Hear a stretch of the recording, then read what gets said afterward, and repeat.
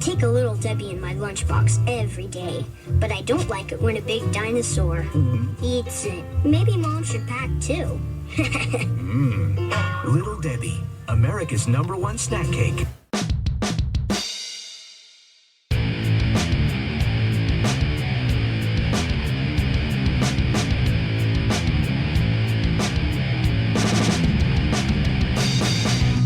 Hello and welcome to Achievement Hunting 101. I'm FuFuCuddilyPoof, and this is level 209. Joining me tonight is Matrarch. Hello. KooshMoose. Hello. And Big L. How's it going? Yeah. How's it going? It's going good. We're back to our regularly scheduled program after a crazy last week with everyone on. Wasn't that fun? That was a great time. It really was. I had just as much fun listening back to it. I mean, too many teachers were on that episode, but other than that, pretty good. They're going to learn you a thing or two. Yeah, really. I was going to make a 209 cleaning product joke, but we're going to have to do that in 200 more episodes. So stay tuned, because that's actually 409. I was like, what are you talking about? Oh. And I thought the butt was that it was something regional. 209? No. I hope it's not regional cleaning product. That's weird. That would be very weird. Yeah. Well, I mean, you Although are from the land of Old Bay. I put nothing past you all. My stepmother, so she calls... what do you call that thing in your kitchen? It's a sponge, but it's wrapped in like webbing, and you use that to scrub things down. What do you call that? Scotch Brite? Brillo? A sponge? A Sprillo? Yes. Or Brillo? Well, no, These are all is things steel I've heard wool. before. A Yeah. Sprillo. Yeah, it's still. These are all things I've heard before, but she calls them chore boys.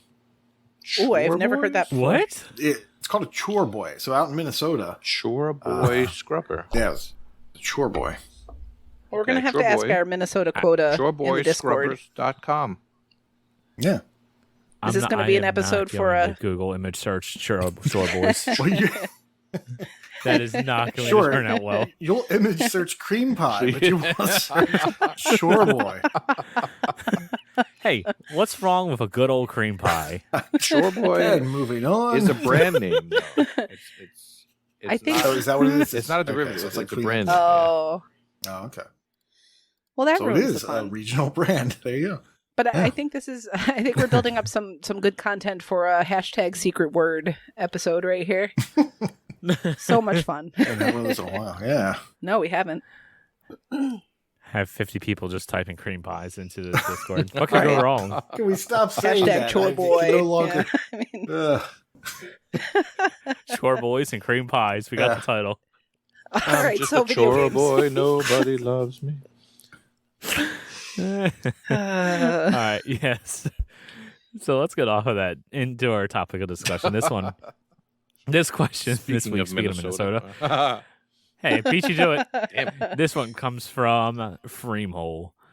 He says, for those who interact with kids, do you feel like because you play lots of video games, you are still cool? Or has the streaming, free-to-play, play-to-win, disposable mobile gaming of today make those kids view you as some relic of the past? Let's start with Nate. Interesting. Well, So- relic of the past, I figured it's a good segue. What are you into trying Nate.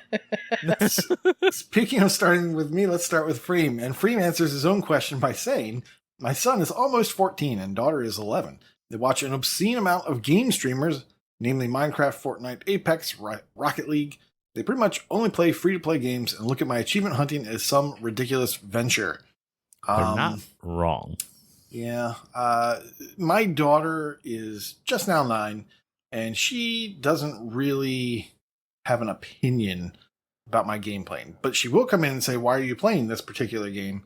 And I'll just look at her and she would go, oh, right, achievements. And but she goes and she plays games just so she can jump off cliffs or so she can stop in the middle of traffic and create a traffic jam and just get people to honk at her. I mean, that's what she does. So who's ridiculous now, Nora? So yeah, I don't know. I don't know what everyone other than my daughter plays. And I'm okay with that. I'm okay with not knowing that I'm no longer one of the cool kids. Now, I wish Freem had answered or talked a little bit more about his kids' playing of these games. Because when I play Rocket League or Fall Guys, I'm playing to those in-game lists too. And I'm sure all you people are. What do you mean, you people? That's true, right? Yeah, with Fall Guys, I yeah. bet you that his kids do say, "Oh, I'm going to go for this, whatever, 10 wins in Rocket League, or 50 clear." Right, the structure of I Well, want they're the also taco more car. like challenges, so they get stuff for that, not just some point somewheres on their profile. What do you get? A skin, maybe, More cosmetic items. All right, so you're saying that there's more of a point for that stuff than gamer score? I get it. I get what I think get for what the you're saying. casual, Yeah. yes. I mean, I don't know about you, but I would absolutely love it if awards came back. If you remember those from the 360 days, Yeah, Avatar. when you Awards. unlock certain achievements, you got things. Rewards, not awards. Well, no, so no. you mean like There were Avatar like a cool awards. hat, or like a chore boy for your avatar to hold, that sort of thing? I always rocked the companion cube from Portal. well, I'm I used curious that for a too. very long time. I'm curious too with Freem's answer, and hopefully we'll get some follow up on this in Discord. That with the free to play games, like you already brought up, there's this idea of playing through the different challenges to unlock the different skins and whatnot. But do his kids only play for those free to play skins, or do they ask once every 3 months for the $10 for the season pass so they can get the really good free to play skins? Because at that point, not only are you playing essentially for what are the built-in achievements in the game, but you're also kind of showing how the free to pay model just fools us all. So I'm curious how that actually goes down in his household. So I know my nephews ask every so often for like $5 or something like that in the game, so that they can go buy. I honestly, I don't even know what they spend their money on. They buy something in like NBA 2K, and it gets them something. I don't know. I know nothing about that game. I don't know if they get some new players or new skins or what. Is it possible they're just telling you they're buying stuff in NBA, and they're really, I don't know, buying a car or something? Putting their money aside and buy a car. No, they're not. Okay. I get the weekly reports. All right.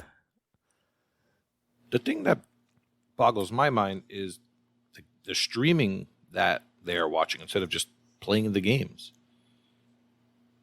My kids will watch YouTubes of Minecraft pretty much only, and that's because there's of the modding community. So they watch all the crazy mods from Minecraft, but they don't watch any other game really. But the streams, just play. Well, do you play football or baseball? So you're saying that these streams are professionals and they're more fun to watch? Yes. I mean, right before we started recording, I was watching Age of Empires 2 games. But you're an Orioles fan, so you don't see professional sports in your town anyway. So what's your point? I'm like 90% sure they're doing better than the Mets right now, so I wouldn't be talking. That is definitely a lie. Not even close to the truth. Not even close. Although they're doing better than anyone expected. They're a half game out of the basement, so it's good. Exactly. They actually won something this year, so they're doing better than anyone expected. But I legitimately have no idea. But yeah, like... I do like you defending these kids. Well, I mean, kids watch streams and things that they're interested in. Yeah. They're interested in the game, so you watch the things that you're interested in. I like all these different games, so I like watching people play them. I know for me personally, it's either I'm watching someone do things that I know I can never do because I'm never going to be able to get that good, either because I don't have that skill or time to get that good at it, or in some games like an Age of Empires, I learn a lot of like strategies and whatnot while watching a stream. It's like, oh, this unit counters that unit, so on and so forth. I can't believe you're such a chore boy apologist. This is ridiculous. I don't honestly get the hate that people give for people who watch streams. The only streams people should be watching games. are ours. And don't forget to subscribe. I mean, you're not with your wrong, Amazon but Prime. Come on, people. Get in those ducky races. He's not wrong. I know. I'm not wrong. But yeah, I mean, like, I still don't understand why people, hate on anyone that watches someone play a video game. Maybe it depends why. I'd love to. I mean, even if it's just not something, it's like, oh, you just enjoy that game. Because you could probably develop some skills when you watch someone, right? And say, oh, I didn't know you could do that, or that's a good idea.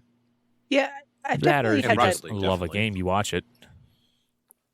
They've definitely had that conversation with your son, Elle, about like, well, why do you watch Rocket League videos? And he'll say, well, that's how I learn new things to do. Like it's part of the process to, like, oh, I've never seen somebody, manipulate the ball in this way. And then how do you do that? And we'll do that at times too, right? Like in a game like Rayman where they have the daily challenges, like those top scores are really hard to get. But at least back in the day, there would be one of the guys who always finished well who would post their video, and you could watch that video to learn, oh, right, I didn't realize you can do this. So there is some value in that. I just think the part of it that befuddles me is how many kids don't then go back to play the games. Like they really don't have an interest in playing the game. Like to your example earlier about football, Kenny, and I've heard that before too. Like, well, don't you watch professional sports?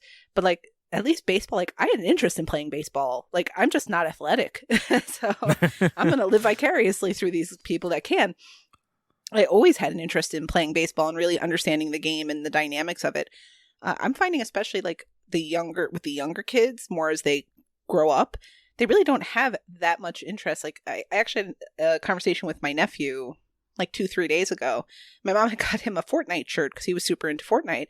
And he's like, oh, I don't really play this anymore. So I said, okay, well, what do you play? He's like, honestly, nothing. I mostly just watch now. It's like, wait, what? Like they don't have an interest even in doing that because they don't play as well as the people that they're watching. And I guess they get more out of watching these really great people play than kind of being mediocre themselves. I don't know what it is. And maybe that's, again, the same as the sports. But yeah, there's a lot of that now where it's really about just watching a Twitch streamer or whatever else. Yeah, I mean, it's just one form of entertainment of how you're going to digest it. I mean, there's no different than if like I'm really big into the UFC. I watch that almost every single week. I watch videos of it on Facebook and TikTok and everywhere. Please. And as much as I would love to punch lots of people in the face, I'm not going to do that. That's not my avenue of entertainment right now. What about you, Nate? I watch other people punch each other in the face. Are you going to go? I know you're also a UFC guy. No, you're a UFC guy. I am a UFC guy. So do you feel the inclination to go punch someone in the face too? And it's just not you don't think you can do it physically, or is it like enough to? Elle's right there. I mean, no, I don't normally feel the need to punch people. Now, kneeing them in the nuts. I'm the only one with anger issues. I get it. With that lovely segue, I'm going to read another couple of patron answers because we got away from the question a little bit. So MDP shared that his nephew loves playing video games with him, and they have a blast no matter what they play. His nephew thinks he's cool, so I guess I must be. He also notes that his nephew watches Minecraft videos on YouTube nonstop, but hasn't played the game himself yet. So this touches kind of on what we were getting at. Vulgar Latin also adds that I can say that as I've had to deal with kids, they think I have a cool list of things. Though generally it's more because of what I have in Rocket League or some other hot new game. Also, I live in an apartment with all kinds of giant child things like Funkos and replica Master Swords. So that's called being an adult with expendable income.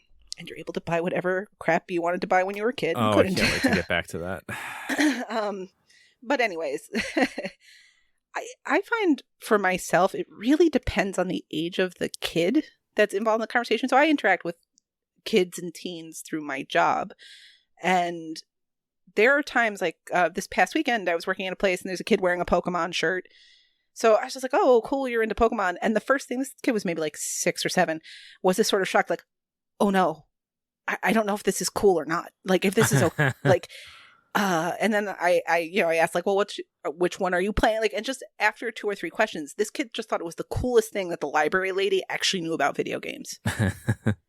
But with the teenagers, the older kids, when it's sort of like, oh, hey, I play this thing too, or I've played whatever, there's definitely more standoffishness about like, oh, I don't know if I should play that anymore because the, boring old library lady plays it. It really depends on where you get them. The one thing I found successful with like older kids is if you trash talk something.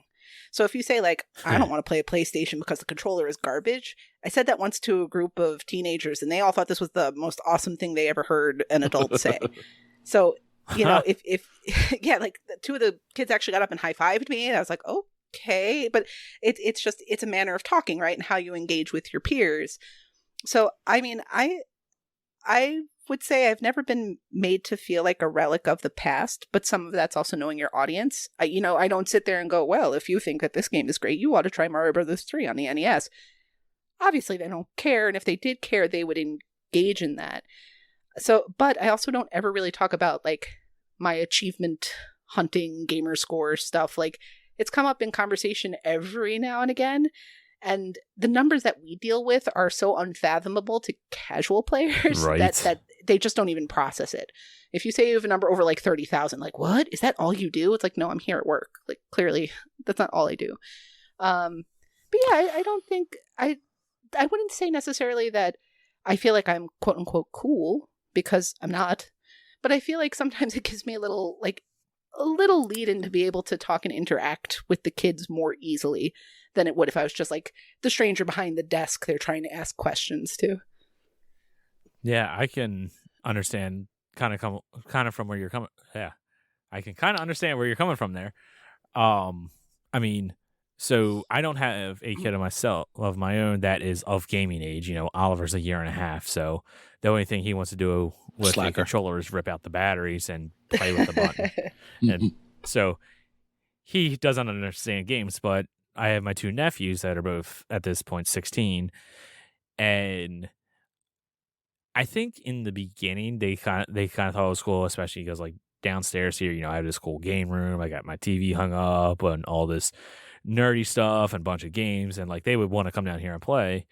But now that they've gotten a little bit older, their interest in games have changed. Like they don't want to play Fortnite no more. They don't want to play Minecraft no more. Mm-hmm. Now it's just 2K and one, all he plays is 2K. The other one plays a couple of different things on Game Pass. Like he's gotten into like Watch Dogs, and he was just playing House Flipper, and he's kind of all over the the So we don't really share too many common interests in games, even though I've tried to get all of us to play, the 2 of them, myself and Brooke. Like I would love to play Halo with all 4 of us, or Gears of War, but no one really has an interest in that. Now, you were talking about the teens. At my church, I help with the teens, and we have a Switch down in the room, along with an Xbox One. And there's been a couple of times where, before anyone gets there, I'm playing Mortal Kombat or Halo or something like that. And that's led me into having the conversations with them where it's just like, oh, you play this game? Oh, do you play Call of Duty or this or that or whatever? So like it has been a kind of a way to connect to what the question says. I don't know if I'm really necessarily cool in their eyes, but I mean, I feel like I'm pretty fly for a white guy. Wow. And there goes all the cool. I know you've been sitting on that statement. Stinger for I have been sitting hours. on that for a while. Yeah. Now, Kenny, I am confused by the notion of playing Mortal Kombat in a church setting. I knew you were going to say that. Well, it's in the basement. If I could have paused time, I would have bet $1 gajillion and Oliver's life that you were going to bring that up. Well, it's like the dungeon of the church, really. It's satanic, and it's all. We're different. I could see people not being too keen on their kids playing that in the church. Well, we're a little bit different, and you know, don't let the parents know. Okay. Nothing like church Yeah, secrets. Right. Okay. Right. Exactly. Oh, please. Like, these kids aren't playing Mortal Kombat and GTA. They come in and are like, how much money you got in GTA? What guns do you have?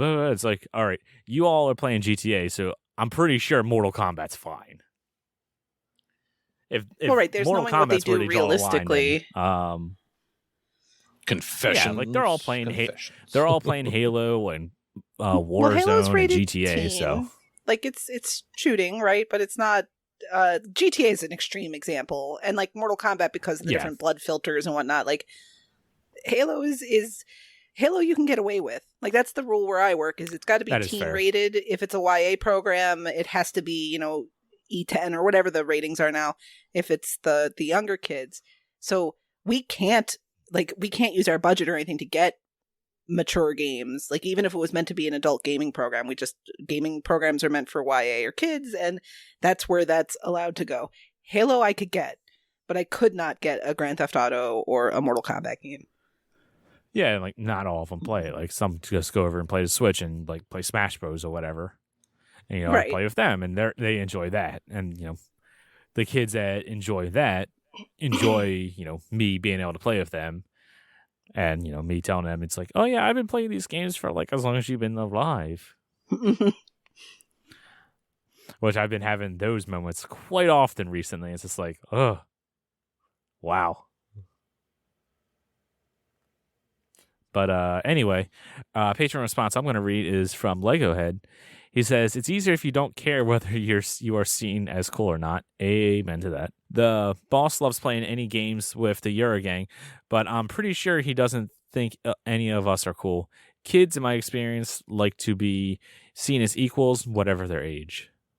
Mm-hmm. That is I an can agree with excellent that, too. observation. I think Yeah. Wow. that's a very good point. It's like a grown-up thought. Good job, Lego Head. That's why he's not on the podcast. Grown-up thoughts. Huh. All right. And how about you, Now El? everyone thinks I'm cool. If not just for my gaming, then my baseball card collecting, comic books, wrestling. Oh my god, I'm the coolest there is. I don't know anyone Kenny, do you cooler. have a cricket noise on your soundboard? Man, I Every wish. time I tell him to put a sound effect in, he never does. So you know that ain't gonna happen. What are sound effects? He doesn't listen. It's like when you tell him Super Smash Brothers is not really a fighting game. You know, he just doesn't listen. So What? it's a platformer.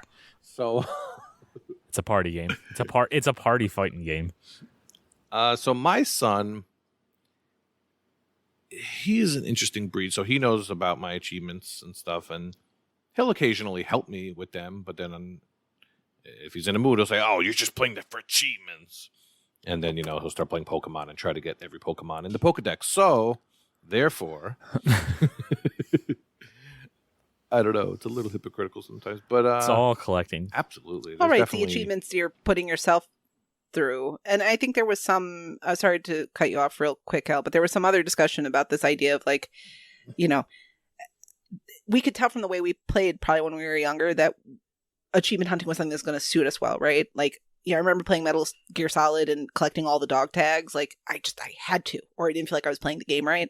So yeah, your son doing that it's exactly the same thing, and it's worse because it's so much harder to collect them all and deal with that and power them all up than it is to gosh. probably get the achievement for just getting like 80% of the Pokedex.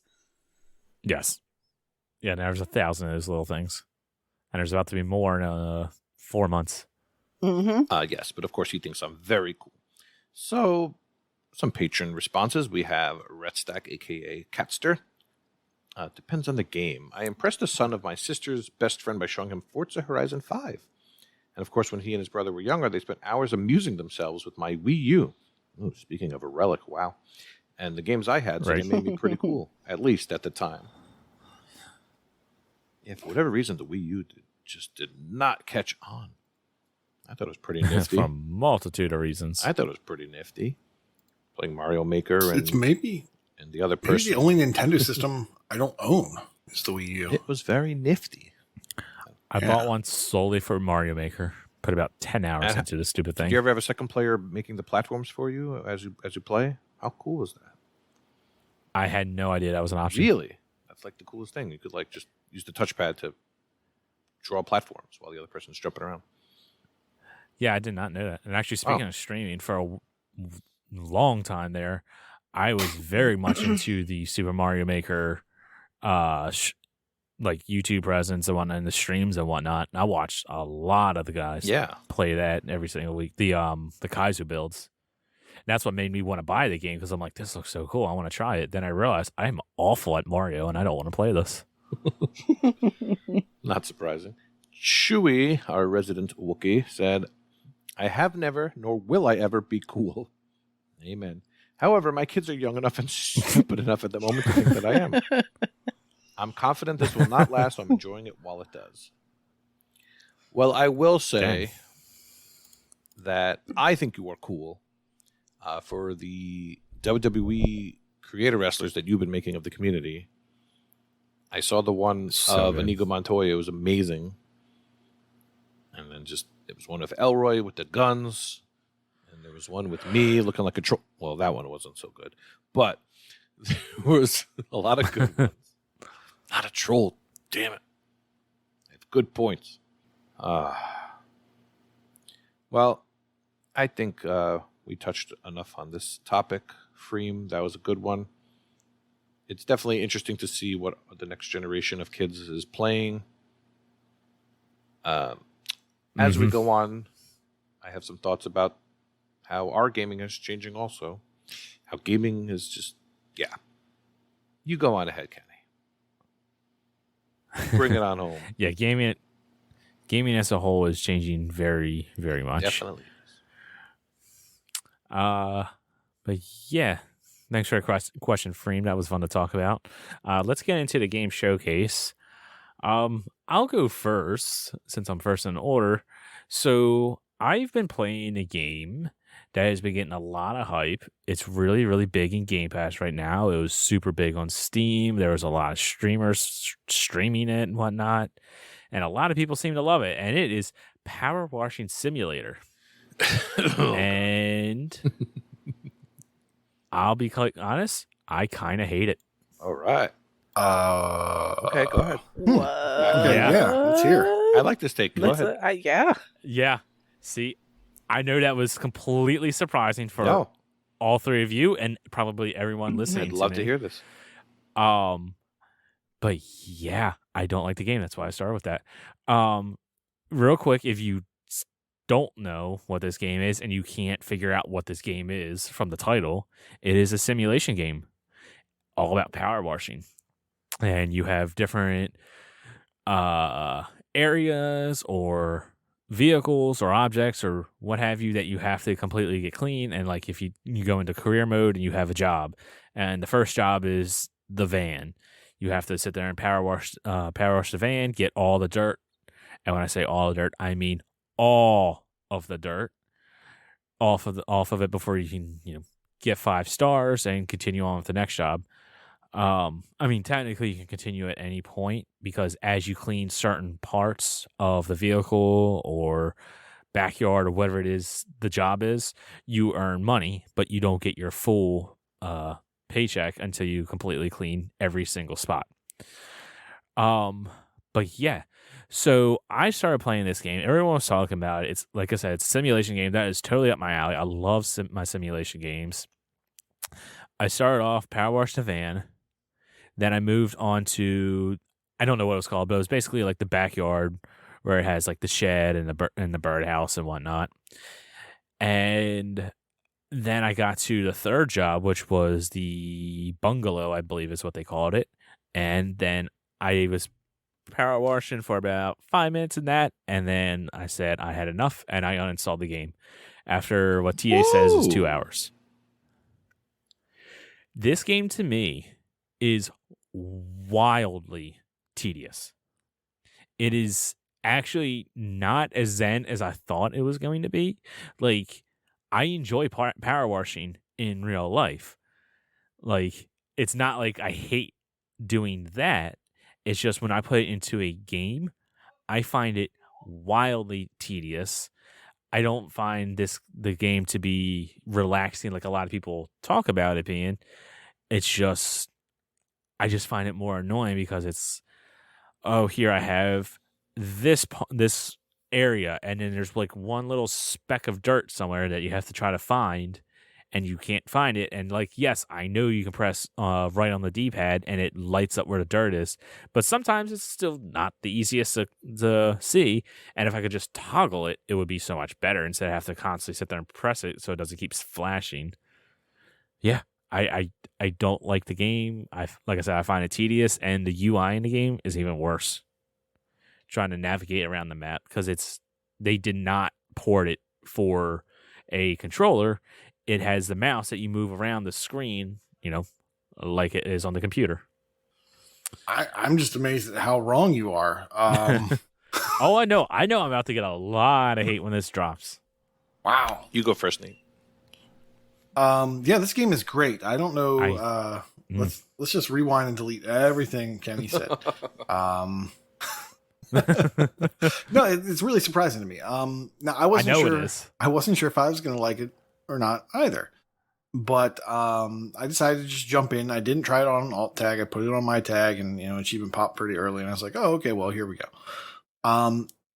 Then I probably stayed up till like 4 a.m. Cleaning that bungalow, like scrubbing that bungalow with Chore boys, just to get all that dirt off.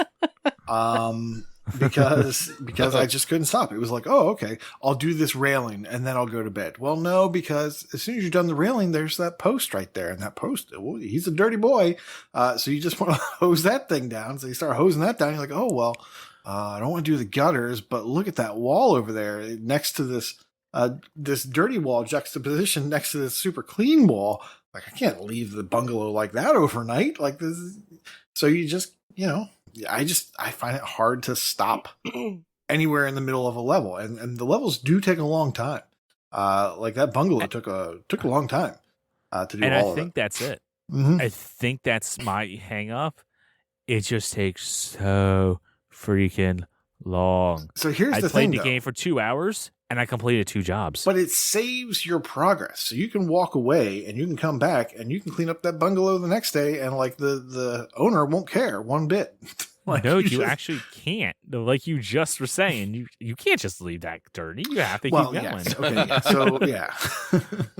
Right. So it sounds my like own personal your enjoyment. Or whatever. Yeah. It all comes down to how capable you are of leaving a job half done for the night. Oh, I'm quite capable of just walking away and not finishing a job. But yeah, I do have that thing where it's like, just one more. And then after an hour of just one more, I'm like, okay, no, really, I need to just shut this down. And then I kind of walk away from it. I haven't gone back to it because I want to use that game as a way to relax, or as a way to, just kind of wind down. I also find that playing it on a monitor, like right near me, is kind of hard. And I've been meaning to go try it on the TV. Out in the living room where it's bigger. But I just don't want my wife to see me power washing, because if she sees me power washing in a game, I'm really worried that she's going to remind me of the power washer we have in the garage and the fact that the deck is green and not red. And so I'm going to have to, she's going to want me to fix that. So, but yeah, so I'm surprised that you didn't like it. I'm surprised that I do like it. And I know. And I want Elle to try it. Elle just keeps talking about it. He keeps down talking it, but he doesn't. I don't know if he's tried it. So let's see what we say. Well, I hadn't played any new games that I wanted to talk about, so I did start this up yesterday, Nate. And I even got the family in on it. So last night, I got my wife to play with me. And so she did the tutorial level, which is the van. And, she's not the best with the 3D and that kind of stuff, but she got it done. And, she had to, like, look at the buttons. I'm like, oh, God, I don't know what the Y button is by now. But it's like, and then she figured out, she jumped on top of the van to finish the job. And I thought she would have, done the tutorial and handed the controller right back to me. But no, we started up the next level. And she started cleaning the backyard. One thing interesting, there is the semblance of a story. Then these I think as you get a certain amount of stars, different little story beats come up. And there are I was going to mention there's that, lots yeah, of puns in text messages. Lots of puns. If you actually read that stuff, there's some good puns. I did not read any of that. I didn't clock any of that. I legitimately just thought this was a get in, do your job, get out kind of a game. Like someone said they were going to make a storefront and they were going to call it Grouting Thomas. And I was just sitting there laughing hysterically. I thought it was hilarious. I'm sure you have no idea what that is, but that's okay. I thought it was fun. So the little things like that just pop up. And then when you're, it says, oh, what did you have, a rhinoceros loose in the yard? Why is it so dirty? And just little things like that were funny. But yeah, I guess that's the other thing. How is your backyard so freaking dirty? Like, I'm not good at landscaping or keeping up with it, and my backyard is nowhere near as dirty as that. I do have one complaint. Where was this game made? Tyre is spelled Tyre. What is this nonsense? Is that the British or the Australia? I'd like to know where this game was made. I Who's usually knows forget. these things?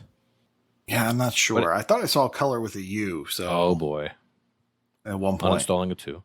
So, Well, they called the house a bungalow. but I was surprised to not hear in advance from anyone that the game is co-op.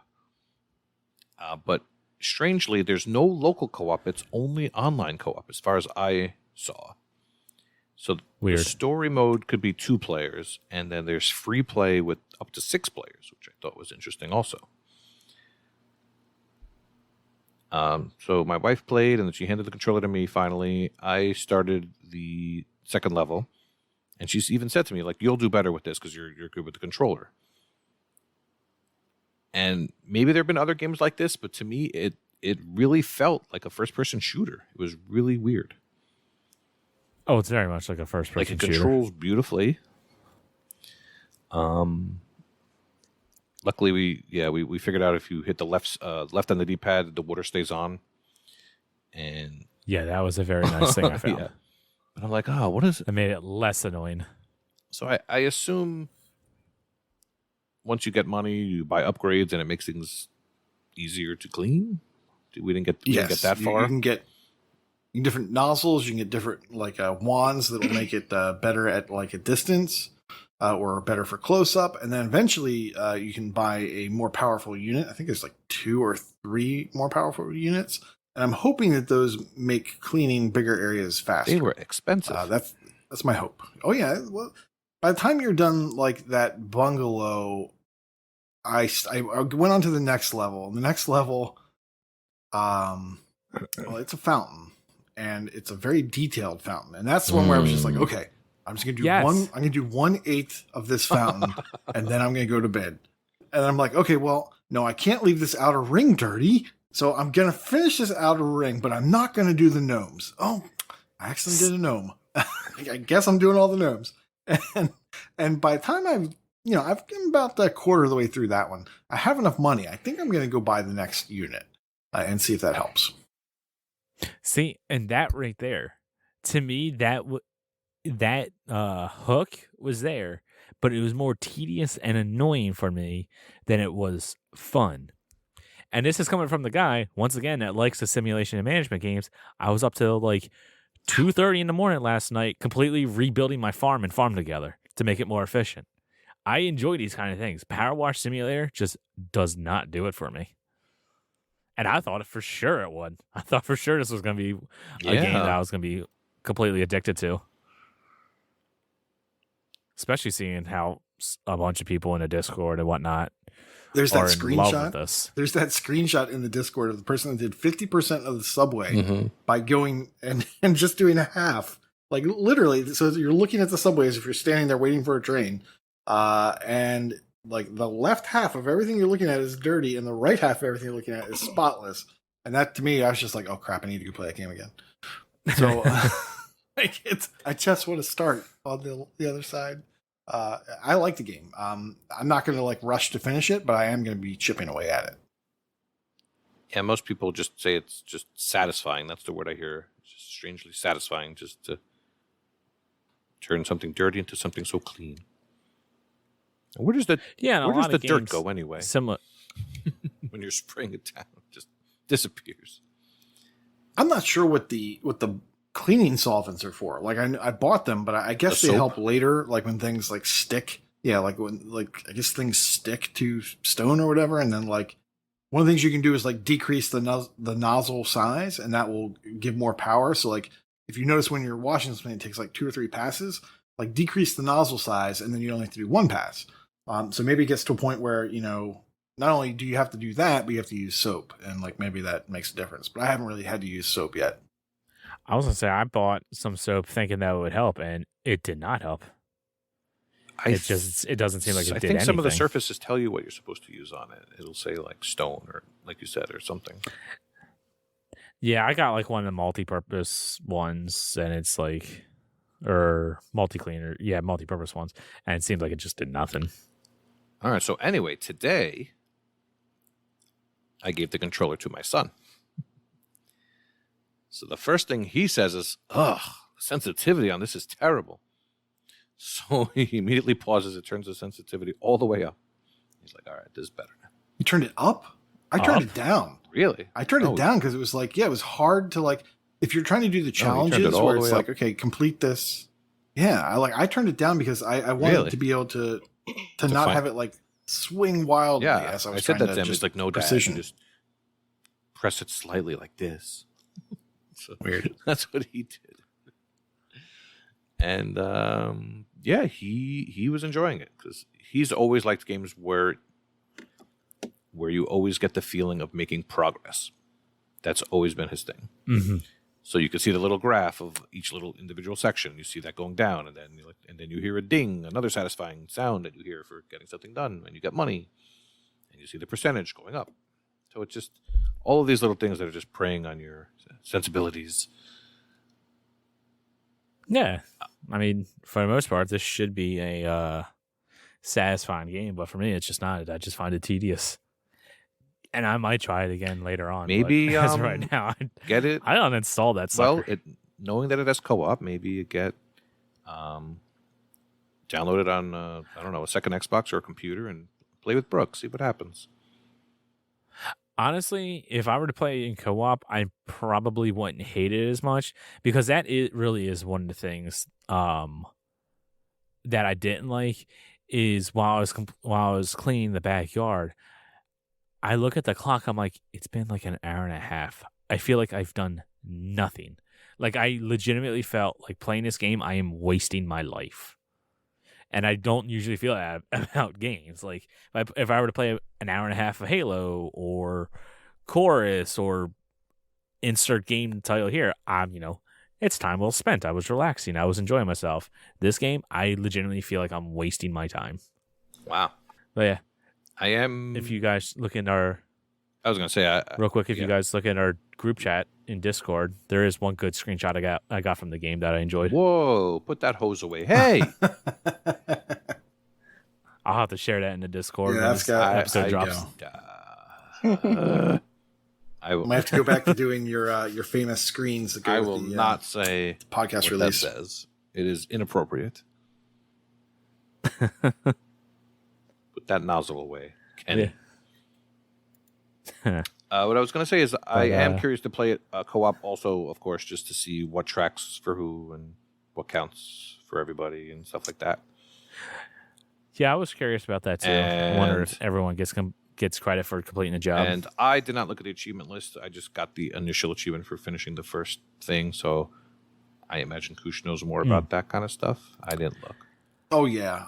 Okay, so here's the thing. After I bet you suffering would do through it. that backyard, Mm-hmm. number one, when people hear this and we keep talking about cleaning our backyards, it's just gonna drive me nuts.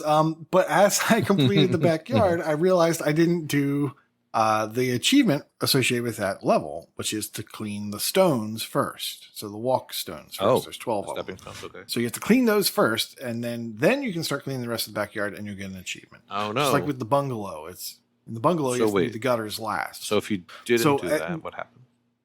So if you didn't do that, you can go to the free play mode, do the backyard, just do the stones, then you're good. So you cannot replay a campaign level. That's why it saves your progress in the level, but it doesn't let you replay a campaign level. You can do campaign levels in free play, which allows you to kind of reset your progress on that level only in the free play version of it, not in your campaign version. So they just don't let you set your progress back in campaign is what they're doing. So if you miss an achievement in the campaign version of it, you just go to the free play version of it and do it. That's what I did with the backyard. When I discovered that I missed that, I made sure to check as I got to a new level or a new thing to check the achievements, because I didn't want to finish the entire, like the bungalow, for instance, and then realize, oh, I did a gutter like the very first thing, and that has to be like the last thing. I don't want to do the entire bungalow again, because that does take it. Took me probably like an hour, 2 hours, something like that, to do the bungalow. Yeah, that's so much. See, that's annoying if stuff all is missable. all the achievements are like that. They're all like that, where you have to do a specific thing on each level, and then there are the achievements of getting the big bad power wash or whatever, and all of its attachments. You have any questions, Michelle? Yeah, Silent observer. No, not really. I do think it's always fascinating when a game like this comes along and just sort of captures everyone's attention. And right away, there was an article on True Achievements about how Power Wash Simulator bumped a whole bunch of games off the gameplay chart and all. But I feel like their ability to hold people is usually not that long. Like, not that people suddenly turn critical, but it's like next year, this time, when people talk about games they played in the last year, one person eventually, didn't Power Wash Simulator come out last year? Oh, right, yeah, that was pretty cool for a minute.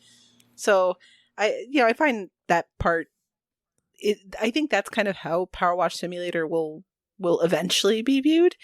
Did you say at some point? I'm sorry if I missed it along the conversation, but how many? I don't know if levels is there, but how many like things you have to clean throughout the course of the game?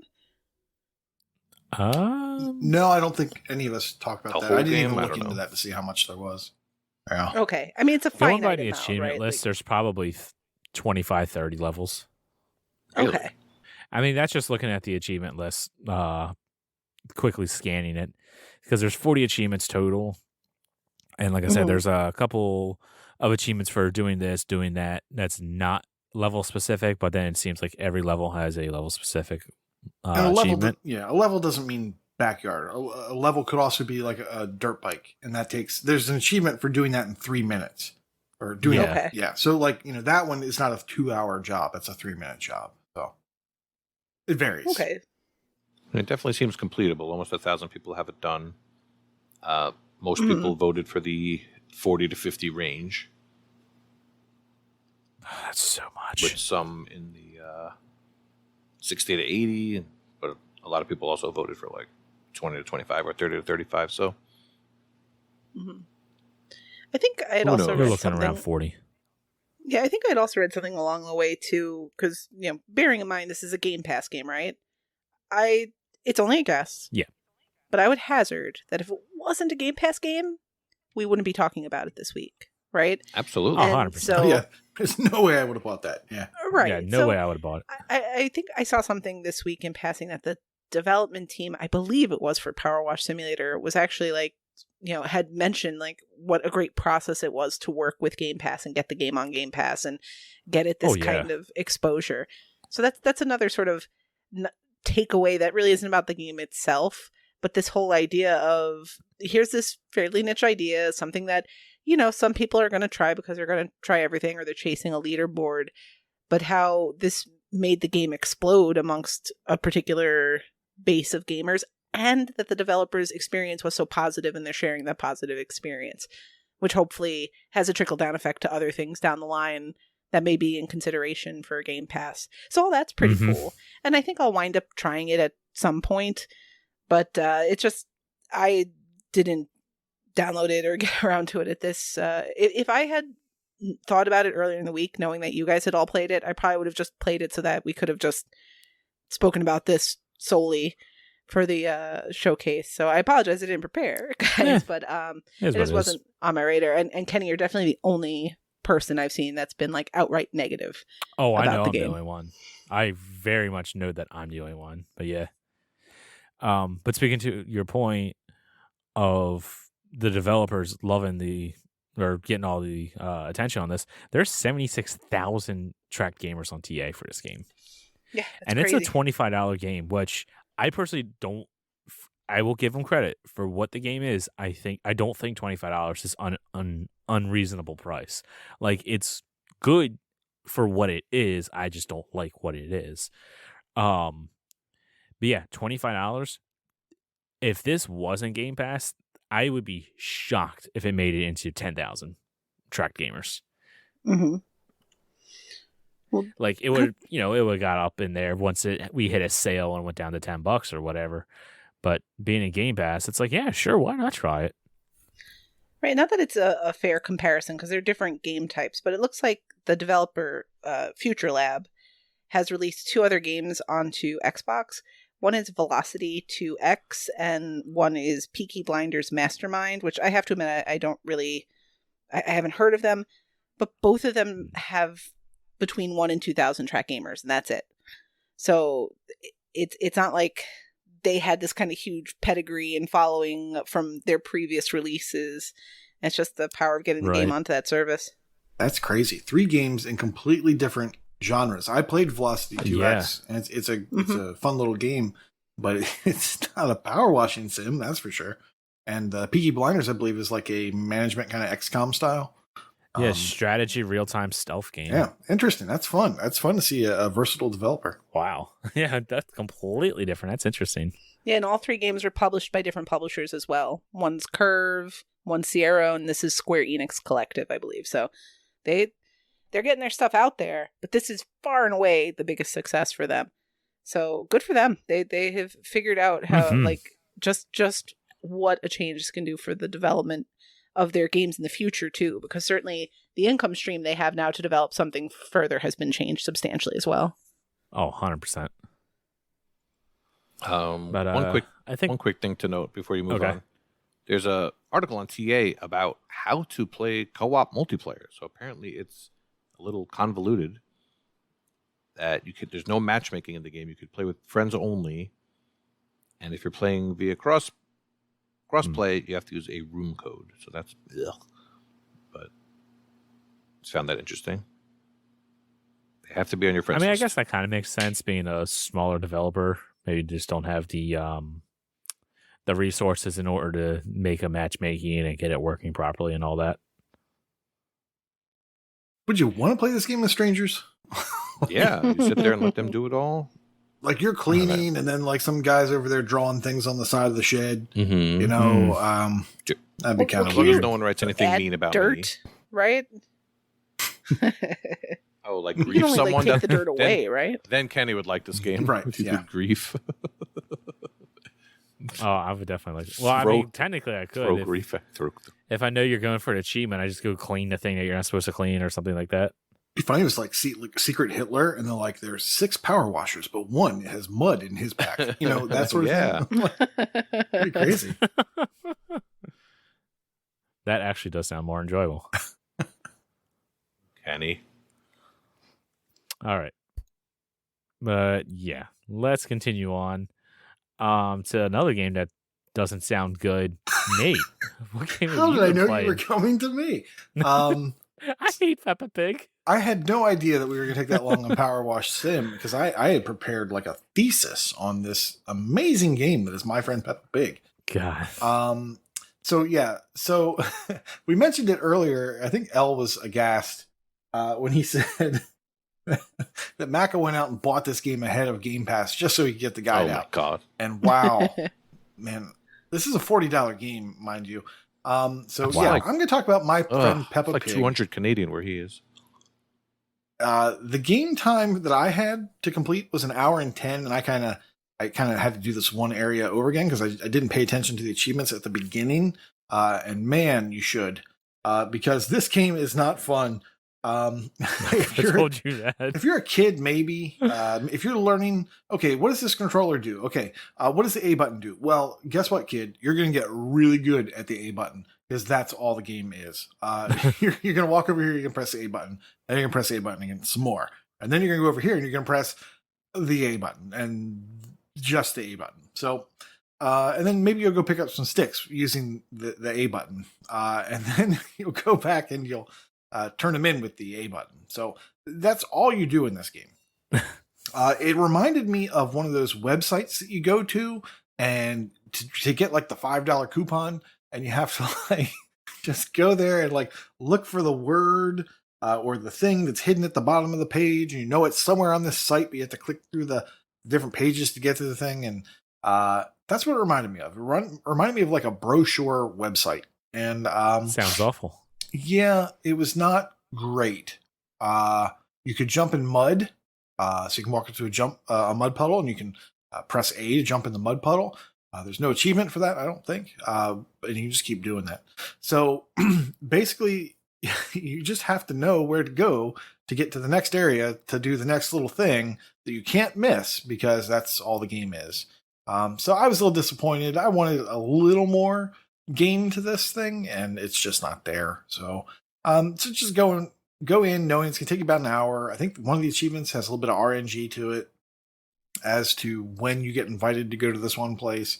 But so, it took me an hour and 10, and I was a little sad. I wanted to like it more, but I didn't. So, I mean, since it's licensed, it's at least 2.5 out of 5, right? Exactly. I'm so glad. I was tempted to pick this up several times when it was 50% off, and at $20 to play this game, that's still an incredible ask to ask someone to pay $20 to play this game. So, yeah, Game Pass, saved me on that one. They got a physical edition of this you can go get. Tell me more. Comes with how would you how would you rank this game against like the Paw Patrol games, right? Because now we're getting this little sort of clutch of really younger kid friendly games. So how does this compare to that? Or are they not really comparable in any way other than they're both clearly aimed at a younger demographic? It's basically just the same demographic. They're not really comparable in terms of how much of a game is this. This is, like I said, not really a game so much as just learning how to use the A button. Paw Patrol is a little more gamey. It's platforming, but there's some... It's ridiculous how much stress I feel playing Paw Patrol, because there are like these little vehicle sections to the levels, and they're halfway through the level, and you have to get every little treat in the thing. And if you miss the treat, you have to do the entire level all over again just to get the chance to do that. Just to get to that area again, where, oh man, if I hit that cloud or I hit that thing. It's going to keep me from getting that one bone I need to get, and now I have to spend 10 minutes getting through this level again. So that's not great, obviously, but those games are more of a game, certainly. And you could let your nephew or niece or whatever, or, not your actual, Cronus, but the physical people, you can let them play this game, and they can get a lot done, but you'd have to go do some cleanup for sure. But yeah, I would say Paw Patrol's more of a game, and it's more fun than this Peppa Pig, but you're going to put a lot more time into it than Peppa Pig. So you didn't put your Nora Achievement Factory to work on this one? No. No. She's well past the age for Peppa Pig. I don't think she was really even into it at all. So she never really got into Peppa Pig, which is good. Very lucky. All right. That was Peppa Pig. And now we got our last game. Michelle, what have you been playing? Okay, so this has been a fascinating showcase so far. Power Wash and Peppa Pig. I'm talking about another stellar title, which is Swim Out, which I believe I've talked about before briefly. But this showed up on both my warboats for this 2-week period and is my Better Completions Matter random game to complete for the month. So I finally sat down and was like, all right, I'm going to finish Swim Out. Swim Out is one of those puzzle games where if somebody took the time to write a text guide, it wouldn't take long. But nobody's taking the time to write a text guide, so if you need a guide, you'd have to follow videos. The achievements are set up in such a way that the game has 7 chapters. Throughout those 7 chapters, there are 15 levels. Each level has objectives to do. So the achievements are finish the chapter with all objectives, and then an achievement for getting all the objectives in the game, and I think one for 50, 100, and 150 overall.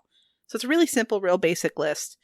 doesn't ask you to do too much. Now, I normally like games like this, and I know I've repeated myself multiple times about this, but typically these games are honestly faster if you actually try to play them and figure it out on your own, at least initially, so you see how the game works, because the time you spend referencing back and forth to a YouTube video, especially because if you get one move wrong, you're going to have to start over from the beginning. Mm-hmm. It's better for you to just play. So when I played the game initially, I did the first 2 chapters. I got all the objectives. I did all that on my own. And as you go through, they add little wrinkles. So there are occasionally sort of power-ups you pick up. So for example, there's flippers you pick up. And if you activate flippers, you move 2 spaces instead of 1. So that's all good. Like, that kind of changing things in the gameplay is excellent. I have no problem with that being included. The problem is by the time I hit chapter 6, I was done trying to figure this out on my own. Because there are so many times you are a swimmer trying to get from the beginning of whatever area to to exit the pool, essentially. And you're blue, and all the other swimmers in effect are red. And if you crash into them or they crash into you, you have to start over.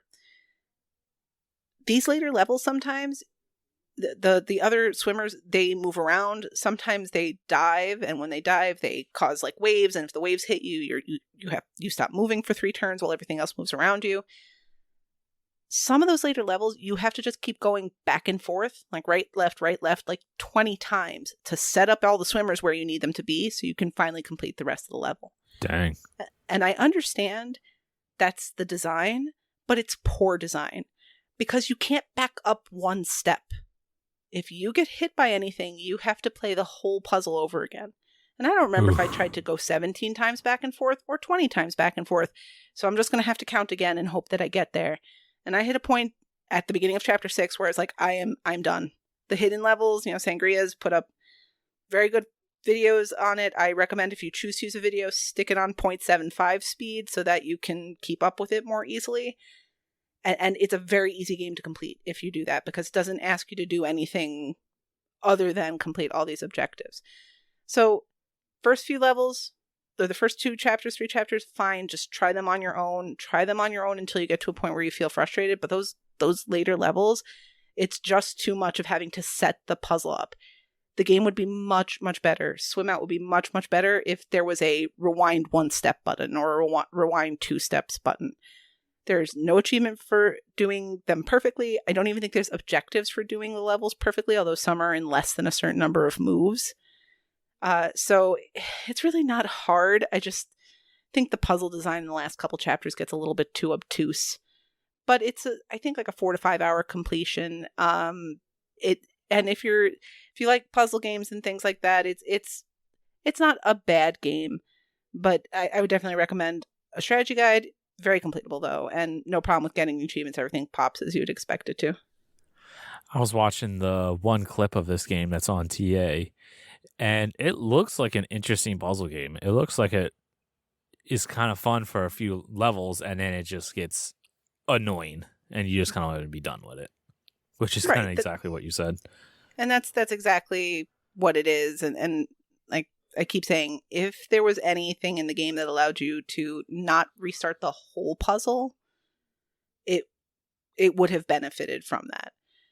But it takes too long in some of those later levels to set up the puzzle or set up the space appropriately. And it stops being fun at that point. It just gets to be tedious. Right. Yeah, that I can definitely see being a problem with this game. But, if that's the worst thing, like it operates exactly how it sets out to operate. So it's not really the worst thing. It's a your mileage may vary kind of deal. Right. Just okay puzzle game. Exactly. It's 4 to 5 hours, so. Exactly. The rating on True Achievements for it overall is a 2.4, and it's like solidly okay. All right. Well, that was a game showcase. Let's get into some sales. Let's start with Nate. All right. So there's a lot of stuff on sale right now because there's the summer sale or the super sale. I don't know what it is. It starts with an S. And there's a lot of games. And then there's standard weekly stuff. So I'm not sure what came from where, but here's 4 games for you. Cartoon Network Battle Crashers. It's $5 down from $20. It is a beat 'em up. It's more like Castle Crashers than Super Mario Brothers Smash or Super Mario Smash. I thought it was like Smash, but that is not Cartoon Network. That's a different game. It's a Nickelodeon. It's the Nickelodeon game that's like Smash. This Cartoon Network is more, just kind of level based going through. Looks I did fun. not know that. That's Looks interesting. fun. If you like beat 'em ups, $5 pretty good price, I think. Next up is Cobra Kai. The Karate Kid saga continues. I've mentioned this before. I enjoy the show. It is cheesy as all get out, but it's a guilty pleasure. This game is $10 down from $40. This is a beat 'em up, and it was released between seasons 2 and season 3 of Cobra Kai, and they're currently on season 4 is done, and they're working on season 5. And there's a sequel to this game coming out too, so it's a tie-in, and I enjoy it. So next up, Nerf Legends, $10 down from $50. This is a first-person shooter, and Kenny says he loves Nerf, but I don't know that he's ever going to play this. There is no cross-gen play, so if you and a buddy pick this up, make sure that you have the same console, right? If you're playing on Series X's, play on Series X's, because that will not work between the series. So watch out for that. Looks like this game can be boosted because the solutions that are there. There's 1,000 tags you have to do. A tag is where you knock somebody out. It takes like 2 or 3 hits to knock somebody out. And there's win 200 games online. And like I said, from the solutions I saw, you can boost this, but I have no personal experience with that. And last up, Checkers for Kids. It's $1.89 down from $9. Oof. It's in the card and board category. It takes 1 to 2 hours, and it's checkers. So there you go. Yeah. That Nerf Legends is tempting. But it looks too Much like Doom. first-person shootery. Like, I want more Nerf, less like, just a first-person shooter. Yeah, I don't know. I have to watch some video on that. I got some sales. Yeah, the video, I like the idea of it, but it just wasn't catching me. I'm really hoping it comes to Game Pass. Big L. What would you 69. like to recommend? All right. I haven't seen the Doodle God games come up in quite a while. There's 2 of them in a collector's bundle, Evolution and Crime City, for $8.99 instead of $22.49. I like them because you can play them on your computer because the touch screen makes life way easier than using a controller. So I would grab those, easy achievements, and fun stuff. And also, I believe today, Tony and Clyde got its second update, bringing it to 3,000 gamer score. And it just happens to be on sale for $5. So that will probably make some people very excited. Like Nate. I mean, Yeah. Nate bought it at launch. No, I do not. I bought it at launch, and my gosh, it was not what I was expecting. Expected Kane and Lynch, and he got to. I expected it to be fun, and it was just janky. You need to play right. for achievements, not for fun. See? Well, let's continue on with Games of Gold and Game Pass news. So just as a reminder, the month is coming to a close. So make sure to grab, I forget how to say this, Beast of Maravilla Island. Sure. I think that's how you pronounce that. That is available until the end of the month, so make sure you pick that up. And then also available, just as a reminder, is Relicta.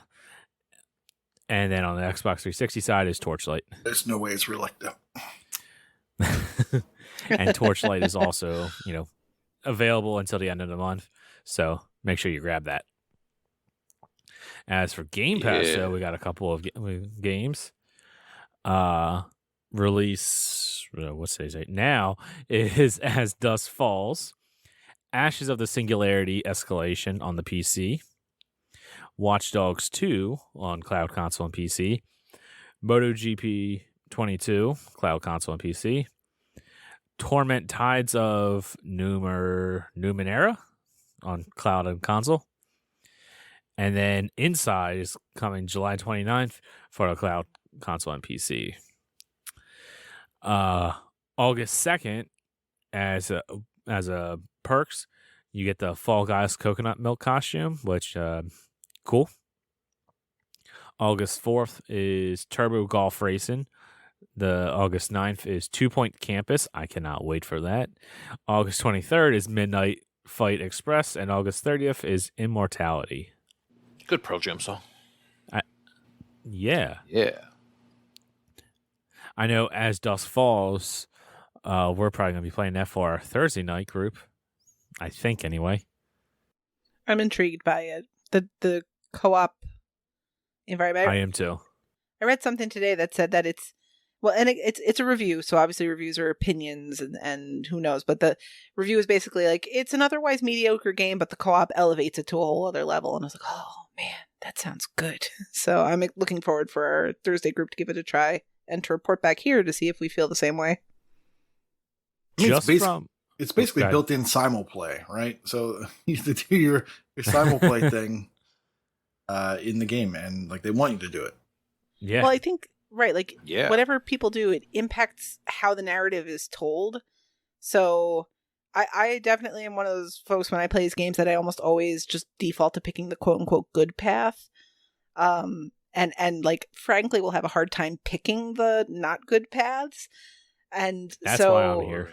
right, and so playing the game with other people who are like, and I'm just gonna break his kneecaps, like I wouldn't experience the game that way. So it kind of allows the game to be seen through the eyes of everyone in the party, and you get that moment of like, oh, what, you did that? You know, maybe we'll be surprised when Kenny chooses to like save the puppy instead of kick it. Well, we'll see what happens. We will definitely report back. Yeah, I usually play whenever there's choices. I usually just pick the choice that feels right in the moment. Sometimes it's the chaotic one, sometimes it's the right one. Mhm. Whereas this, considering it's 6 people, or is it 8? 8. I think it's 6 people. I don't Is it know. 8? Okay. Yep. See. 6 or 8, whether one. 8 people. So considering that there's 8 people, and I'm going to be able to affect all of your guys' gameplays. Mhm. Oh yeah. The griefing Kenny is coming out. We're going to be kicking the puppy. So, and assuming everyone is also okay with it, I plan on streaming this game. So Yes. follow us that'll on be fun. Twitch. Puppies. You can see me kick the puppy on Twitch. Oh no. I really, really hope that's not a choice, You're because now I feel like I have to. And I usually yeah, would. I want your pastor to watch this.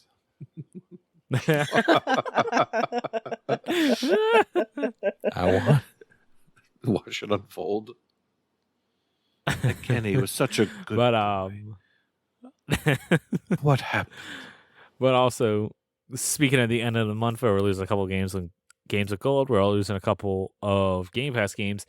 Dodgeball Academia, Katamari Damacy Reroll, Lumni's Remastered, Omno, and Raji and Epic. But that's not really, as it's getting a free update to the Enhanced Edition on the 20th. You were trying to kill Michelle, by the way. I think I like I'm just listening Yes. to this and thinking Yes, I like was. poor Kenny who always has to read these Game Pass announcements. They decided this month for whatever reason to drop every impossible to pronounce game for Kenny, and so it was just a list of Kenny. So anyway, that's okay. We're yeah. not going to correct it. These are going to just live on I mean, forever. if It's fine. you're listening to this Man, it on the is- 28th, you should have time to finish Omno. Omno is pretty short. Dodgeball would be kind of a rush with the accessibility on. That's a 6 to 8 hour Yeah, game, that I would be a believe. rush. Omno is definitely doable. That was a lot of fun. I will go on record as saying Lumines is not. It's a 15 to 20 hour completion on TA, but I would say even then you have to be But pretty would good at recommend the everyone game to get dive, it done right? on the short end of that. I mean, I don't think I'm going to get more out of the game than I got already. Like we looked at this before Lumines went to Game Pass. It was about a 5,000 TA game. It got all the way up around like 10,500 and it settled at 9,700. I'm totally cool with that being my top ratio game. I don't need more people to dive it. I don't want to be greedy. So it's good where it landed. Did you complete Luminous? Oh yeah. I completed it before it hit Game okay. Pass. So I got thought so. that Just the way you said that, score bump. I was thinking that he wasn't. Yeah, Right. That's why I was it's- telling everyone to dive it so she can get more TA out of it. No, I love the game. I absolutely do have loved it forever. And to see it go from something like 2,500 tracked gamers to like 25,000 tracked gamers is awesome, because that means more people got to experience it and have a takeaway from it, whether good or bad. And that's exciting to me, is seeing a game that even in my head is more of a niche title, even though I played it plenty, to know that many more people got to experience it is awesome. And, the ratio bump was nice too. Mm-hmm. All right. And I guess that will take us into our final segment, which is Proclamation Point. Or Brad Camp now. All right, well. Double dose. It can be both, because this is a supersized double dose edition of Brad Camp, because we didn't get to bring that to you last week due to the anniversary show. So, here are all the names we're going to be listing off. Woo. In completions, MattCam09 and DinoMan87 have 100 completed games. Fluttery Chicken and EMZ Fergie at 150 completed games. Wheezy Fuzz has just passed 200 completed games. The Rock has hit 250 completed games. EL Sock, it's in the game, has hit 300 completed games. LA Jester and Super Bob 49 also join him at 300 completed games. Sincere Seeker 6 at 350 games is joined by Logic Slayer. CGH Carter VL has hit 450 completed games. We have 3 new entrants into the 650 completed games club. They would be Northern Lass, a Gray Shark, and EOJ. Chewy on Ice hit 900 completed games, and now we get into the real big boy numbers. Red 047 has hit 1,000 completed games. Mental Knight 5, 1,350 completed games. And finally, Lucas 1987 at 2,550 completed games. Crazy. Yeah. That's a lot of completions. Whew. In streaks, in our 50-day club, we have What the Fug, Ace, K-Bow 73, X the Hero, and Yinga Garten, sorry. In our 200-day club, we have Luke 17,000, Thrash Forever, and Reazer. In our 250-day club, we have RPG Davey. Then we have Alicia and Chesno with 450 days. We have Dinoman 87 with 600, Eldritch SS with 700, Philip Wendell with 800, Sincere Seeker 6 with 850, Waka Pale and Sniped by a Girl with 3,200 days, Blue Thunder 7398 with 3,350, Firehawk D with 3,500, Big L with 3,500. And then in our year anniversaries, we have Survivalist, Neo 21, and Wild West 08 with 1 year. We have EL Sock in the game with 2 years, and we have Planting 42 with a 9-year achievement win streak. That is insane. Created many monsters. Congratulations. Craziness, y'all. In Gamerscore, Death Dealers has hit 400,000, Logic Slayer has hit 600,000, and Awoo has hit 700,000. Come on, Kenny. Give it some gusto. Woo! There you go. That's how you do it. That's your thing, not mine. It's okay. Gimmick infringement is fine. In leaderboards, Alicia is in the top 500 of the Gamerscore leaderboard. High Road V2 is in the top 500 of the TA Difference leaderboard for Simulation Racing. Well, that reminds me, I need to get my racing medals done in July. Whew. Infamous is in the top 20 of the TA leaderboard for Xbox One Action RPG. Luke 17,000 is in the top 500 of the TA Difference leaderboard for Turn-Based. Mental Knight is in the top 200 of the TA Difference leaderboard for Sports. Northern Lass is in the top 500 of the TA leaderboard for ID at Xbox. That's a good one. Retro Chief is second in the USA TA Difference leaderboard for Point and Click. Sir Polygon is third of the completed games leaderboard for On Rails. Slayer Reigning is now number 1 in the Iowa Gamerscore leaderboard for Battle Royale. Thrash Forever is now third in the England completed games leaderboard for Card and Board. And ZZ Urban Spaceman, thank you, man, is in the top Thanks, man. 200 of the games played leaderboard. In braggadocious brags, both Skeptical Mario and Lego Head completed the 360 version of Gears of War. Nice. Nice. Yeah, that is a long Good completion. one. And I think I heard that the leaderboard stopped working entirely, so you can't even tell how many kills you have. Mm-hmm. I mean, I know Yep. it doesn't pop on time anyway, but just to get an idea would be nice. That is awful. And there's a contest going on to get 360 completions over in the AH League. And for whatever reason, the game of choice lately has been Heavy Weapon. Koosh, you're going to have to explain this to me, but the last 7 people to complete this game have been Wakapale, EOJ, Matism, Isrit, KooshMoose, Ben L72, and Freaky Row. Why this game? all of a Nice. So, well, it's a unicorn. sudden?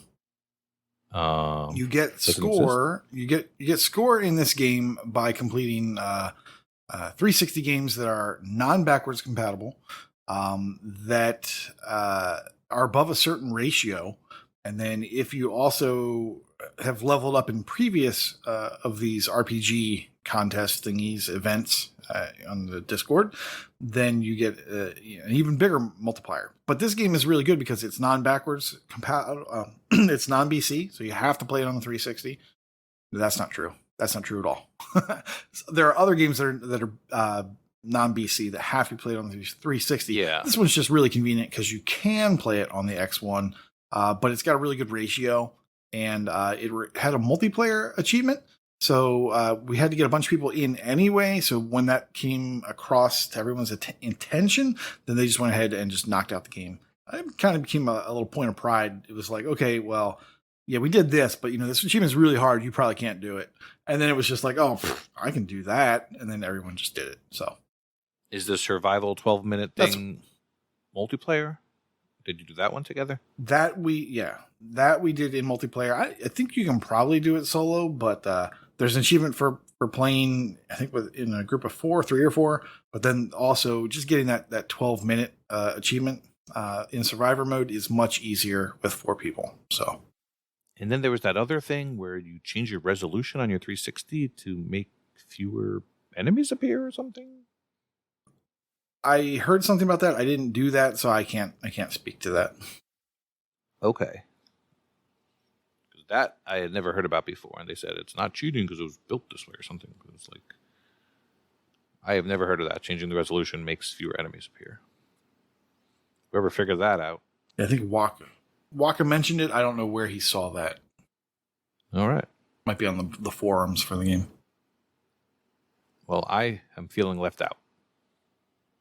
So, anyone wants to help Big Al, let me know. I'll trade you a Turtles 89 completion. Oh, by the way, I helped NBA Kirkland and Prue finish that game. Toot my own horn there. I guess Michelle helped out too.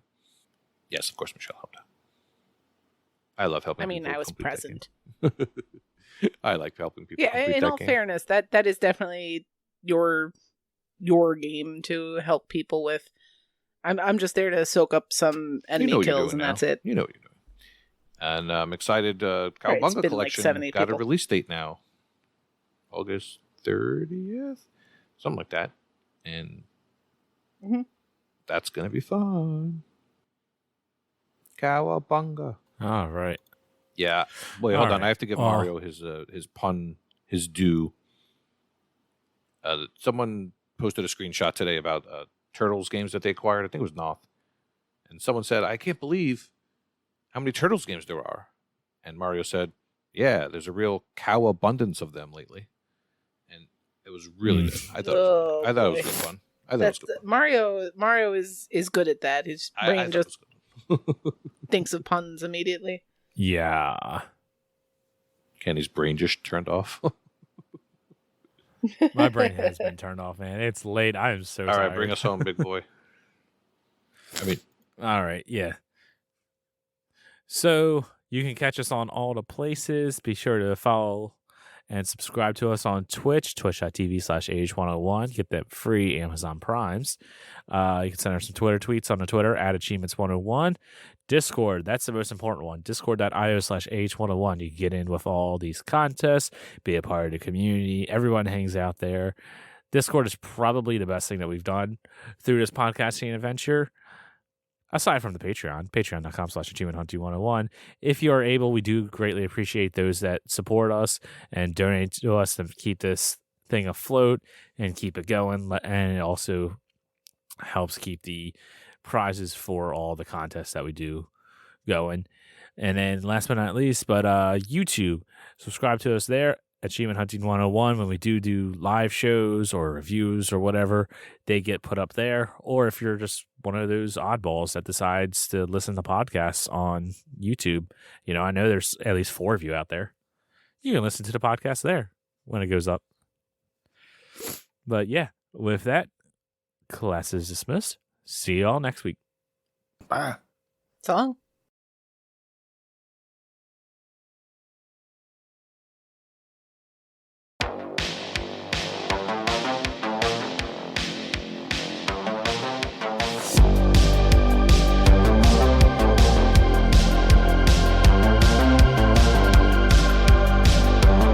Hello and welcome back to the Master Raters, where we talk about how we rate our games. I'm Chewy on Ice, and I am once again joined by Matrarch Michelle. Hello. And Volga Latin Devon. I give it a 5 out of 7. 7?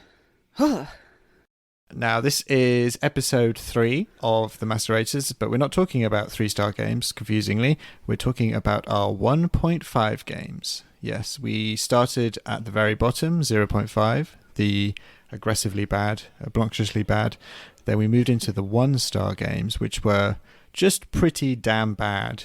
And now we're moving into 1.5. So what does 1.5 mean? Now, I think when we even started to talk about 1, we started talking about splitting hairs and what the difference is between a 0.5 and a 1 and a 1.5. But what does a 1.5 mean to you guys? Well, I'll just jump right in. To me, a 1.5 will have less overall flaws than a 1, but will still be fairly flawed overall. So you're saying it's better than a 1, but not quite as good as a 2? As a 2, yes. It's somewhere in the middle. It's not a girl, not yet a woman, kind of in that in-between phase. Yeah. I always find it quite difficult to decide if I'm going to go for a number 1 or go for a number 2. You might want to talk to your doctor about that. So going for a number 1.5 seems like it's a good choice sometimes. Especially if you have a cloaca. I don't know Wookiee anatomy, though. Anyway, a 1.5 will still, I think, overall be negative. I won't be, overall I would not recommend it to people, but it will have less of the deep flaws that like a 0.5 will be flawed all the way around. But maybe in a 1.5, you'll have a lot more like, well, they attempted it. It was bad, but they attempted it. I think of like a pit of darkness, like an abyss. So like a 0.5 is like the bottom of the abyss. It's like there is no hope. There is no escape. And a 1 is way down there as well. But maybe with a 1.5, there's a glimmer. Just a tiny sliver of light that says there's hope. But ultimately, you're still in the abyss. I found, so, and we're going to get into this in just a moment, but I don't rate a whole bunch of games very low. And we've talked about our own philosophies about why we rate things generally the way we do. But I noticed in the 1.5 games I did rate at that level that the deciding factor for me seemed to be how far short they fell of my expectation for the game. So it was more of like, this could have been a 2, maybe even a 2.5. But so like structurally the game maybe was fine or whatever else. But because reviews are subjective, these were games where when I went into them, I expected something and they missed the mark by a whole lot, which really doesn't match what you guys are talking about. But that's where it seems to have landed for me. Well, see, now you've teased us with this little nugget that says you've got a specific thing for your games, and I feel like you need to just go straight in there and tell us what games you're talking about. All right. Well, before I do that, I know, Devin, you were about to give another thought there, so I don't want to tramp on your thought and leave it behind. No more So- thoughts. No more thoughts. I was gonna make a joke that a 1.5 to me is a hungry man dinner when you're very, very drunk. It may be good at the time, but overall, it's not a good thing. None of the things surrounding it was good. Drunk food. Yeah, I mean, that's completely valid. But again, personal scale, that actually does not match the reason why I gave the 1.5s. None of these approaches are inherently better than the other. It just, I guess, was my method. So I will jump in and talk about my 1.5s. I only gave 2 games a 1.5. And just a little peek behind the curtain here real quick. Chewy, thank you so much for all the work you do actually pulling out this data for us. This would be easy enough, I'm sure, for us to find on our own, but thank you for taking the time and making sure it's all there and ready for us so we're prepared to speak. Sorry. You're the real MVP. My 2 1.5 games are Totally Reliable Delivery Service and Artful Escape. Ooh. But Yeah. those are one of those is maybe a proper game. So I think Totally Reliable Delivery Service is something you're more likely to find people rate 1.5 or even lower, because there's a lot about it. And you've both played it or been carried through it, know enough about it, right? Completed it, yeah. Yeah, completed it, mate. Yeah. Did I complete it? They added that DLC, and I honestly don't remember if... I don't think... No, I haven't done that yet, where somebody else can own it and help you pick up the stuff in it. Yes. When Totally Reliable Delivery Service first came out, the idea in my head, based on kind of the way it looked and what people were saying, is, oh, this is kind of like Human Fall Flat. Because it's got that sort of gummy mechanic kind of thing where you grab onto things and left bumper or left trigger controls one arm and right trigger controls the other and all this. Yeah. But it is drunk physics, broken physics. Okay, floppy right. physics. Yeah. right. Yeah. What's that other game that's out on Game Pass that has something similar? It's not Fall Guys. Manual Samuel has it. No, Gang Beasts Gang has Beasts, it. Gang that's the one Beasts, I- yeah. Yeah. Octodad has it. To a lesser degree, I guess Freddy Spaghetti has it too. There's quite a few that are kind of like. But Freddy Spaghetti doesn't have like a grabbing mechanic the way that No, Human Fall Flat and TRDS do, and I think it's not good. It's very janky. If you've played Totally Reliable Delivery Service, that's probably like the game that picture would be next to the word janky. It's very janky. Things just don't seem to work, and the physics of the game is odd unless you're Waka, who's just really good at everything. But it just fell so short of my expectation, because when people talked about it initially, and it's my fault for being a serial skimmer, it's like, oh, well, it kind of plays like Human Fall Flat. Human Fall Flat's good at what it does. It's really interesting. You're 100% correct there, because Human Fall Flat is a kind of floppy, broken physics game, but it does it so well. Like, it knows exactly what it's trying to do, and it does it well. Like, I can imagine people playing Human Fall Flat initially and thinking this is broken, but then when you realize it's a really refined and very clever system that they've created. Total Reliable Delivery Service is definitely not that. It's a lot closer to a goat simulator in its refinement of the physics. Like, it's broken. Level design is a big contributor in that there's a lot of thoughtful level design that goes into Human Fall Flat that have a lot of aha moments, where in Totally Reliable Delivery Service, it feels like you're fighting the game to do the things that you want to do, and you don't have any aha moments. It's more like, oh, God, thank you, it's done. I never have to do this again in my life. Right. And for context, Human Fall Flat is a 4.5 game for me. It's very close to perfect. And it's for exactly the reasons you've touched on, where it's designed in a way that feels broken, but it is exactly what it is meant to be. And just as Devin pointed out, the level design is really fantastic. And it's so clever, because you can look at the levels and figure out other ways to, and I'm not good at that stuff, like swinging on the walls to shortcut things. I'm not good at any of that. But I know it's there and people can do that successfully, and I don't need to know how to do that to play the game, and it's something you can replicate. That's great. So when somebody goes, it's kind of like a great value version of Human Fall Flat, I'm thinking like, all right, mediocre. This game doesn't quite raise the level of mediocre even. So yeah, Totally Reliable Delivery Service is, again, 1.5 game for me. I think it's partially because of that disappointment, but I think even looking at it not from that angle, it's just kind of broken in a lot of ways. And like you said, Devin, there's really no level design. It's just one static world that you interact within. So it's just a not very good human fall flat. Do you want to know something really controversial? Sure. I rated Total Reliable Delivery Service as a 4. Really? And I think I must have been a little bit drunk, or maybe a bit high, because I'm completely with you on every aspect of this. And I think maybe that what made me think that it was better than it actually was the fun I had along the way, which was that I did it with my group, my friend group, Lego Head and Useless Fat Dog, and we had a fun time doing it. But like you say, Devon, it was fighting against the game as opposed to playing kind of with it and working with it. So you know what, I'm going to rate it down because it's not a 4. It's definitely not a 4. I gave it a 2 for those of you keeping track at home.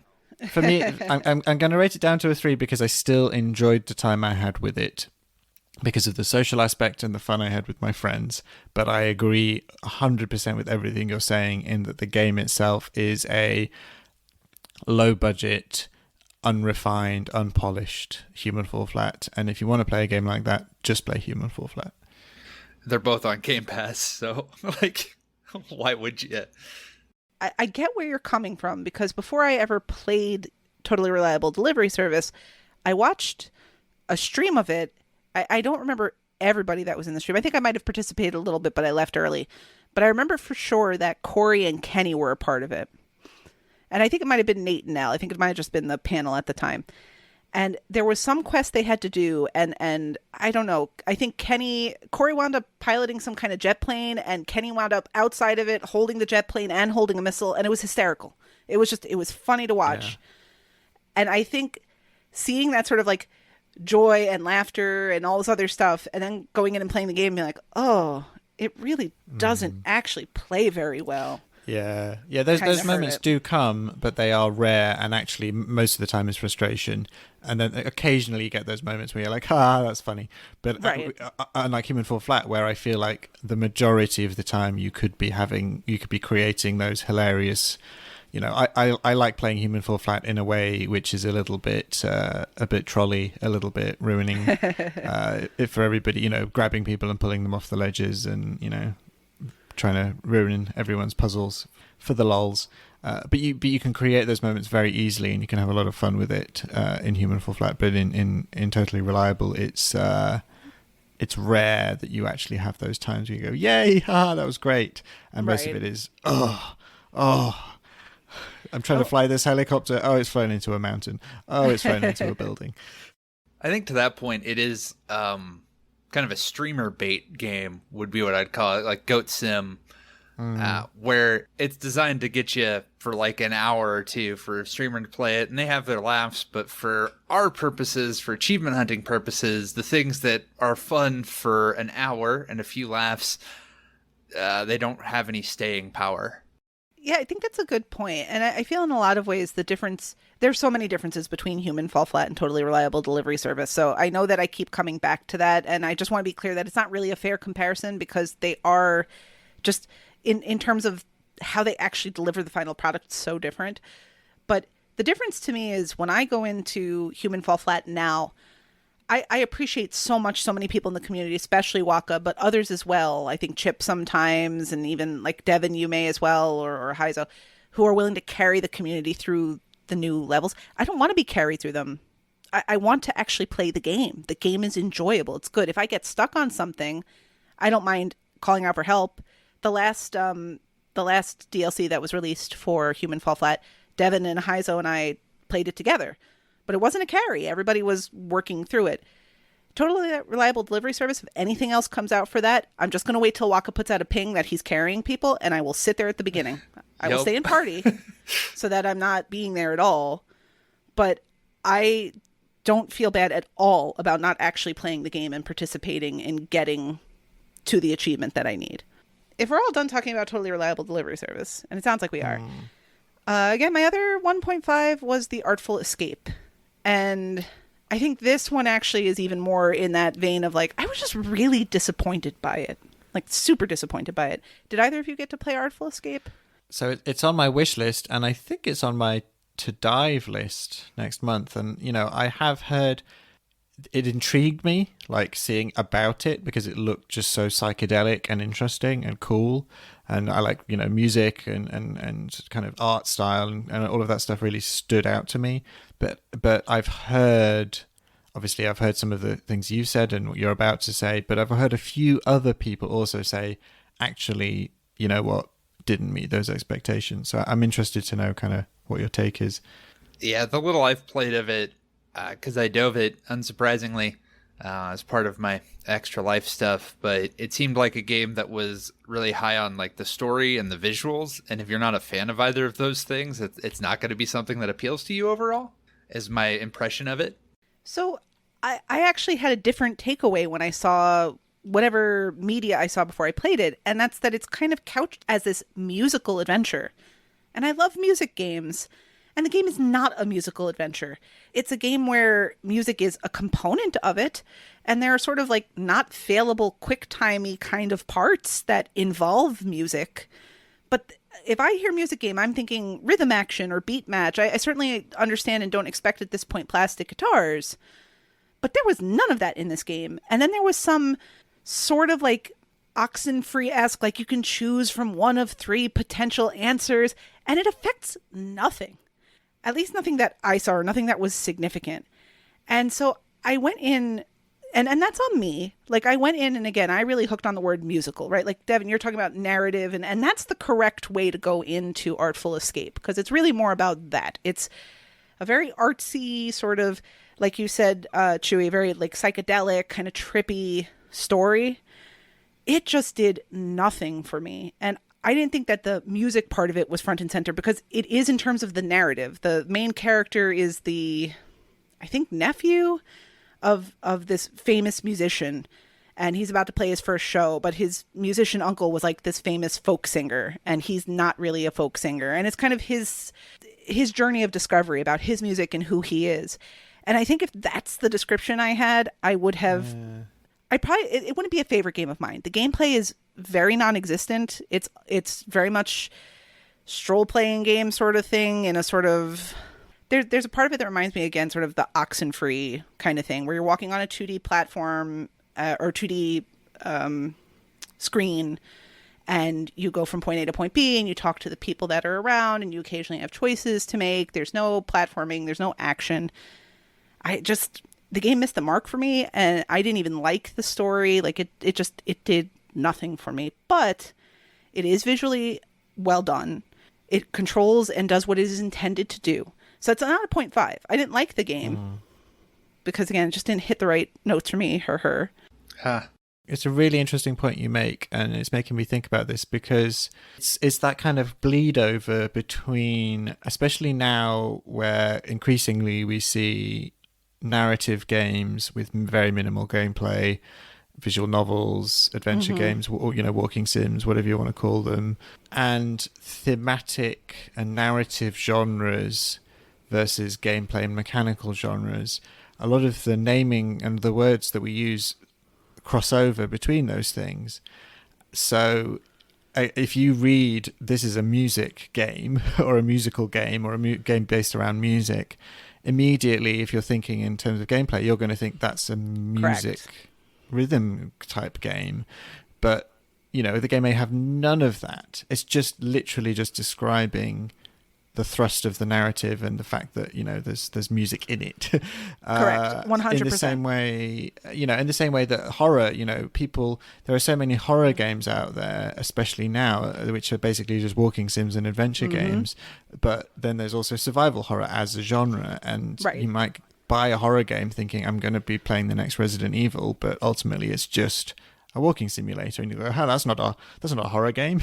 There's a big difference between Layers of Fear and Silent Hill. But they'll both be horror games. But they play completely differently. They affect you in different ways.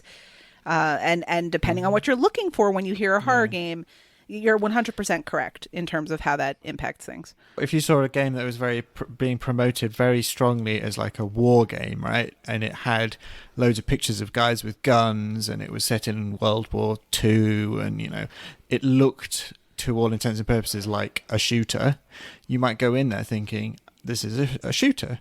But then you might be really disappointed to come away and find out that actually it's just a visual novel, right? It's in the same way. It's interesting. Are you aware of the anchoring effect? Or the term the anchoring effect? I am not. It's this idea that whatever people tell you might color your impression of a thing. So if I tell you like, oh, you might want to watch this show, it's really good, you'd have a different impression of the TV show. Or like, this is terrible, you might have a different impression of the thing after I tell you it. That's sure. In broad strokes. That's what seems to be what kind of happening there. Like you had an impression that because they said music, it was a music game, right? And it had that kind of anchoring effect. Yeah, I mean, nobody told me it was good or bad. To be fair, like nobody gave me their impression, but I understand what you're saying and how it applies here. You just kind of create an anchor in your mind, though, to a topic, and when it doesn't hit that same kind of land or match up to that, it can cause problems. It's more similar, and what you're saying completely makes sense and applies. But I told someone else once that the game, to me, felt like if you go to a restaurant and you order an iced tea and they bring you a Diet Coke and you drink it without thinking, right? There's nothing wrong with Diet Coke. I like Diet Coke, but I was expecting iced tea. And that's very much how the experience was to me. And I think even not having that, I had this thought too. Right before we recorded today, I was playing a Memoir Blue, which is, are you guys familiar with this, or have you played it, dabbled in it at all? Just what I've heard from Koosh. Yeah, no. Okay, so it is another more narrative based. Like there's not a whole lot of gameplay. You kind of point and interact with some things, and that kind of moves the game along.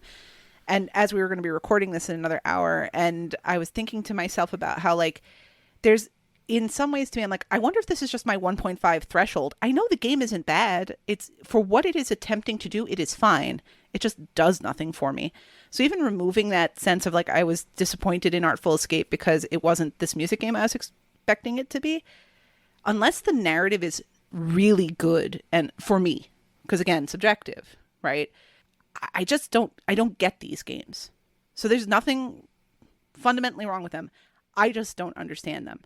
Like Oxenfree, I wound up loving, but it took me like 4 restarts to finally get through the first hour to really get into where the narrative begins. I never hit that point with Artful Escape. I kept waiting for it to get to that point where I'm like, maybe I'm just missing it. Maybe I just haven't had the aha moment yet that really puts this together for me. It just never happened. And so I think you're right, Devin. I think that this was a game that probably started at like a max of a 3 for me and could not have gone past there, even if it was like the best game ever. But it never turned a corner and wasn't what I was expecting. So it kind of settled at that 1.5.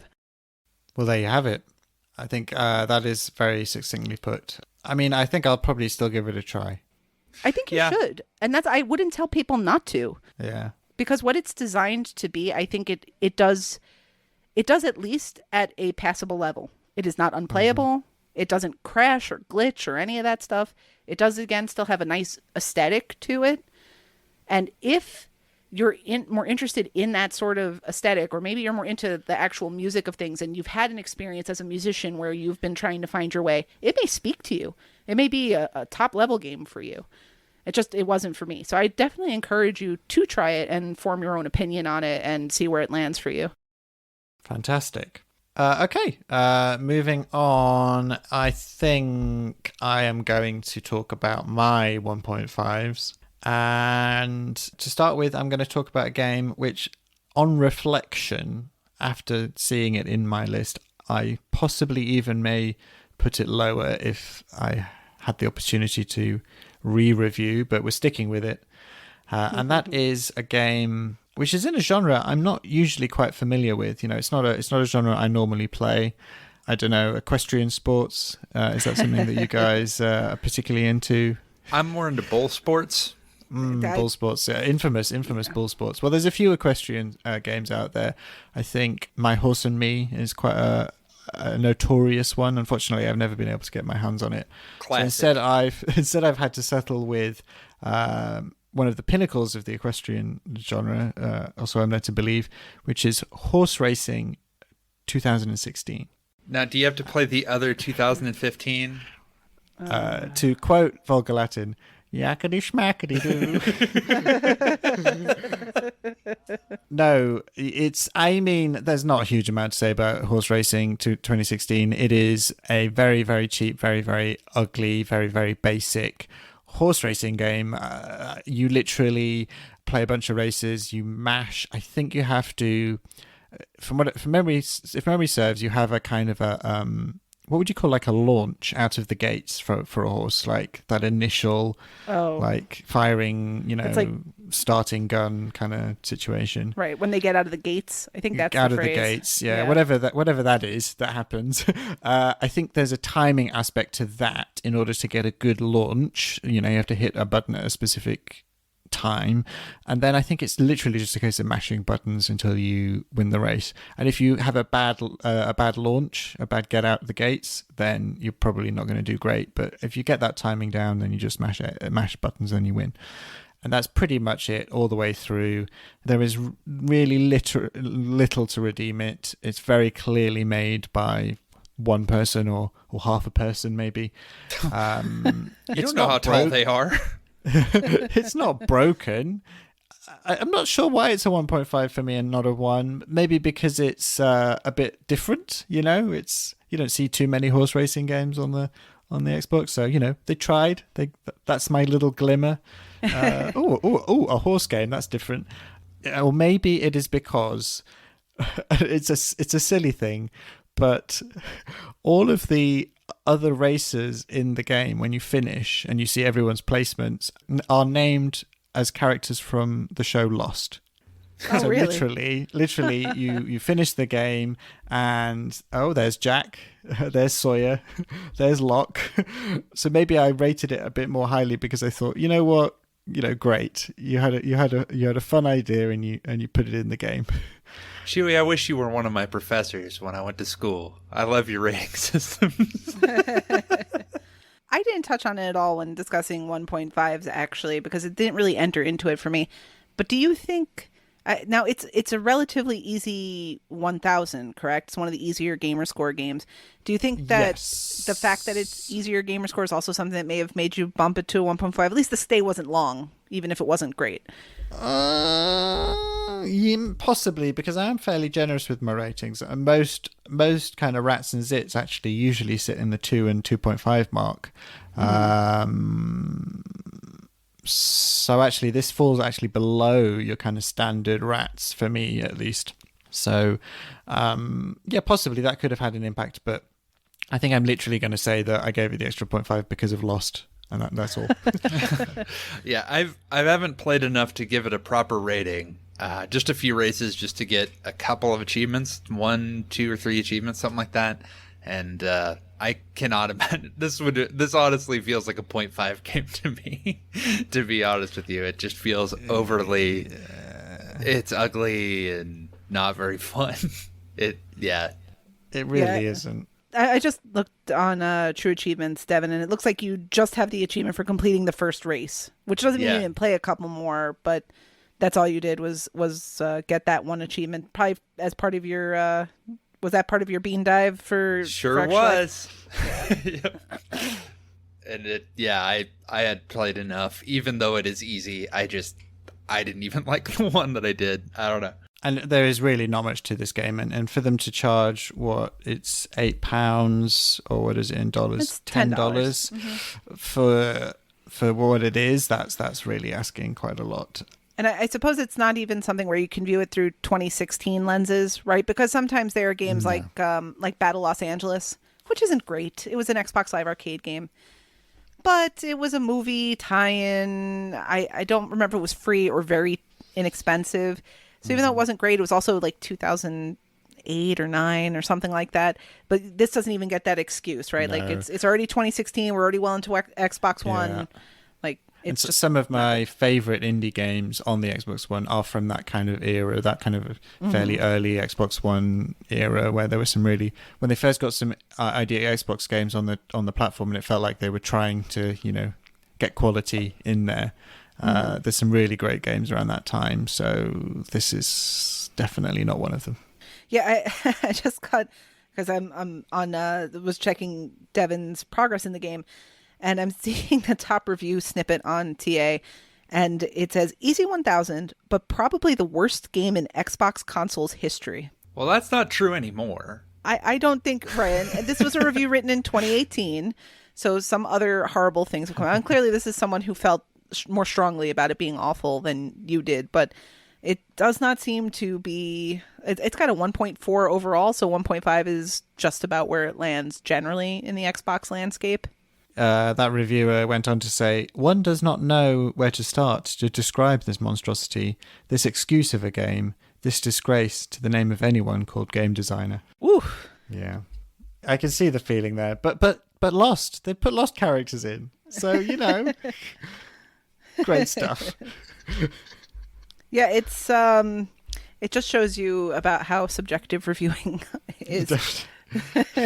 But it's a gut feel at the time, I maybe just wasn't really thinking straight, That my other 1.5 is from an earlier time and an earlier point in history, which is one of the more kind of notorious bad indie games from the Xbox 360. So, XBLA had loads of very interesting, very cool games come out, and also a lot of, okay games. Mm-hmm. But there was a few that kind of stood out and people remember as being quite bad. There were actually not that many of them, relatively speaking, when we compare, how many we get these days. And one of the ones that people would often refer to was a horror game called Amy. And Amy is one of the few exceptions where I've actually rated a game without having finished it, because I felt so strongly about it that I felt like I had to stick that star rating on it, even though I hadn't, got to the finish line on the game. Generally speaking, I'll rate a game once I've completed the story or whatever the equivalent is.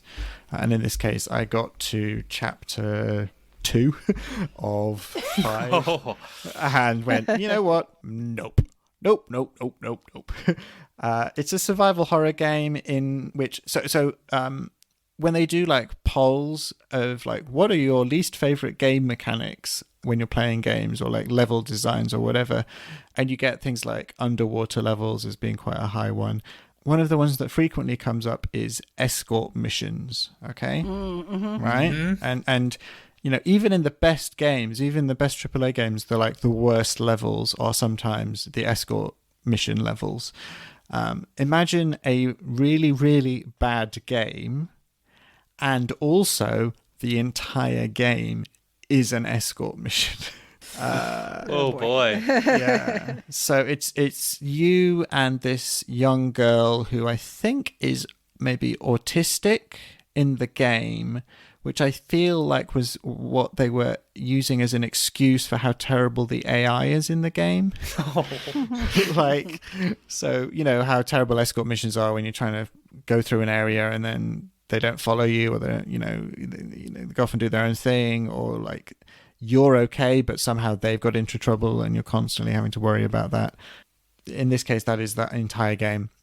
It's like a typical, fairly generic, zombies have taken over the world or whatever scenario, and you're in a underground like train station where you're dealing with these zombie creatures and also military folks, and you're having to escort this autistic girl through, I don't know, tunnels and stuff, puzzles, and the combat is really terrible, and it's dark and it's ugly, and it's just very, very, very poor. It gets a little bit maybe more than a 1 or a 0.5 for me, because it makes a stab at atmosphere and tension and something, a story of some sort. Like it tries to do something, it just does it very, very, very badly. Yeah, like if I remember correctly, right, the general premise is that there's some kind of infection in the main character who is Amy, I think, or no? Oh, Yeah, I don't remember. and the little girl that you're walking around with and that you're escorting somehow either knows the cure or has access to the cure or something. And I remember because I was like intrigued vaguely by the game when it came out, but then when it was announced, but when it was released, it had something like a 20 average on Metacritic. And that was enough for me to go, okay, I don't usually pay too much attention, but that was bad. And then maybe 6 months after the game came out, the developer did release a pretty extensive patch trying to fix some of these things, but I think it had just been so far down the well at that point that it never had a chance to. And I don't even know that clearly you played it in a post-patch environment, I would imagine. So it released in 2012 and I Right. played it in 2014. Yeah, So I think the patch probably came out yeah. later that year, so it wasn't that they came back to it 2 years later. They did set right to work developing a patch after the release, and after the release was so poorly received, but it just doesn't seem to have done much for it. Hydrophobia is another one which had a very, very similar story. It was released and then very badly received, and then sometime later they patched it to make it more tolerable. And it's just really interesting because those XBLA games, because there was fewer of them, the fact that there was these terrible ones kind of made the news, and it was kind of a big deal. But I can't imagine nowadays somebody pointing at an Xbox One ID Xbox game and going, "Look at this terrible game," and making a big deal about it on the front page of GameSpot or IGN or something like that, because there are so many of them. It's just like, right. It was so different then, though, right? Like XBLA games would release once a week on Tuesday or Friday, whatever day it was, and initially you'd get maybe one, and eventually you'd get two some weeks. And there were so many hoops that teams had to jump through to release games onto the service. And then even that was the big falling out. I want to say like the Fez developer had with Xbox. Like apparently it was very expensive to even patch a game. So if your game came out broken, you had to pay all this money to be able to try to get your game up to a better level or to fix a game breaking bug. So it was just, that's exactly the reason why the games generally had a higher quality. If you were going to release a game onto Xbox Live Arcade at that time, you needed to do it as close to right the first time, because you just probably, if you were a smaller developer, didn't have the resources to give it another chance. So it was its own form of quality control. And that's a whole other discussion about, like, on one hand, it's amazing we have all these games on the Xbox One, but you're 100% right. There's a lot of not great stuff on there because there really is no quality control anymore. It's just sort of like, oh, is it a game? Cool. Go ahead and release it onto the marketplace. Definitely. They opened the floodgates. They did. They really did. And Amy is one of those games where I keep thinking, well, maybe I'll go back to it on like the Halloween. We do a horror month, in AH 101 in October. And maybe I'll go back to it one day, and then it's just always like pushed down to the bottom of the list because it's just like, no, there are far better games out there for my time and effort. Also, it's not backwards compatible, so no, it's a chore to get set up. So yeah, that's my 1.5, which isn't great. And I could very easily rate both of those, Horse Racing and Amy, as ones, but something about them made me lean towards a 1.5. Devon, what did you decide deserved the lowly rating? So when we got our lists here, when Chewy pulled that for us, there were not a lot for me as compared to 1s and 0.5s. Comparatively, like 1.5 is not one that I give a lot to, but the one that stood out for me the most was Fumiko. And I'm going to pronounce it that way because it has an exclamation mark at the end. It is a platformer with I suppose it's a story about the distant future and an AI. There's a lot of problems with that game. The jumping feels floaty. The exploration is off.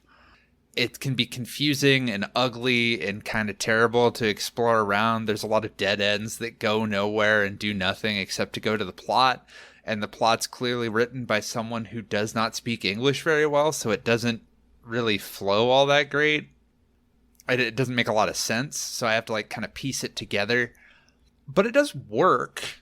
It just doesn't feel great to play. And though the story isn't good, there is an attempt, or at least more of an attempt. You just have to kind of dig through to find it. And it is a 3D graphics game that it is memorable. It's bad, but it is different. It is different in that it's a 3D game, which we don't get a lot of those, with a very visually striking sort of art style. But it was a struggle to play through it. It came up on my RTDL once. I had started it. I was like, this looks like an easy game to get all the points in. That's what I'm going to do. And I started it, and got a few achievements, and I was like, this was a mistake. And it went back into to my list until this year, when I pulled it back out and completed it for RTDL and confirmed that I hated it. So aren't you like, you're inside a computer or something like that, aren't you? Yes, like, you're it's an all like AI. Yeah. AI, and the whole world is like generated. So I don't know if you played Recompile. That is on Game Pass, and I played Recompile a couple of months ago for BCM and quite enjoyed it, but it reminded me of FuFuCuddy, but a lot better, probably, like a lot more fully realized and a lot kind of tighter. It has that same kind of look to it where everything is kind of, it's like pixel but not pixel, kind of everything is blocky and kind of not monochrome, but like one color, kind of glowy. I got the Fumiko, at least I kind of saw it as an art style, because it seemed like they were going off of have you ever played like the Hypnospace Outlaw, where it has like the aesthetic of the 1990s internet? Yeah, like I was going to say, it's like when you're watching a movie in the like 90s Hackers. and they go into the computer and it's like, or like Tron even, or Lawnmower Man, when he's like inside the virtual reality. It's like got that kind of vibe to it, definitely. And I'm glad you brought that up, because that's another reason why it kind of jumped it up. It's not good, but they tried it. I didn't like it, but I have to at least give them that they made an attempt, which is better than most that I play. I'm very unfamiliar with this game. Looking real quickly, it looks like, Fumiko is made by Fumiko Game Studio, who only made one game. So I guess this was like what they were putting out there to try to start their development history, and it just ended there. It's only tracked by 350 people on True Achievements, so it didn't really gain a whole lot of ground. I mean, what does it say about you as a developer if you're like, we're going to start up a development studio and we're going to make a game and we're going to name our development studio the name of the game, because that's kind of saying we're only ever going to make this one game. Like Team Right, Sonic? We're going to end now. Or Team Ninja? Yeah, They do that in Japan quite a bit. Team Sonic is it's just lazy. That's what it is. or Sonic Now- Team. The first impressions video of the game that's on True Achievements says it's a puzzle platformer, but I see it's listed as straight platformer. Are there puzzle elements, or is it really just a platforming game? If trying to figure out where you're supposed to go and why is a puzzle. Possibly. Maybe that's But the not design. not like in a Metroid. It's not like in a Metrovania kind of way, is it?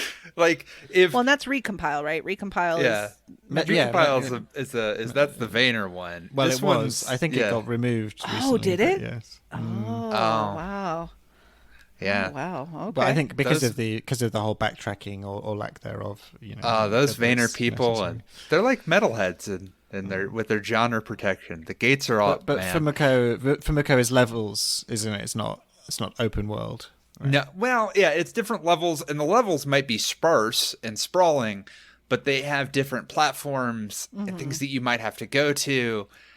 It all looks the same and blocky and ugly, like some of the color schemes. It's aesthetic. I get the aesthetic. I get what they're going for, but that doesn't mean that it's good. Like, I understand why.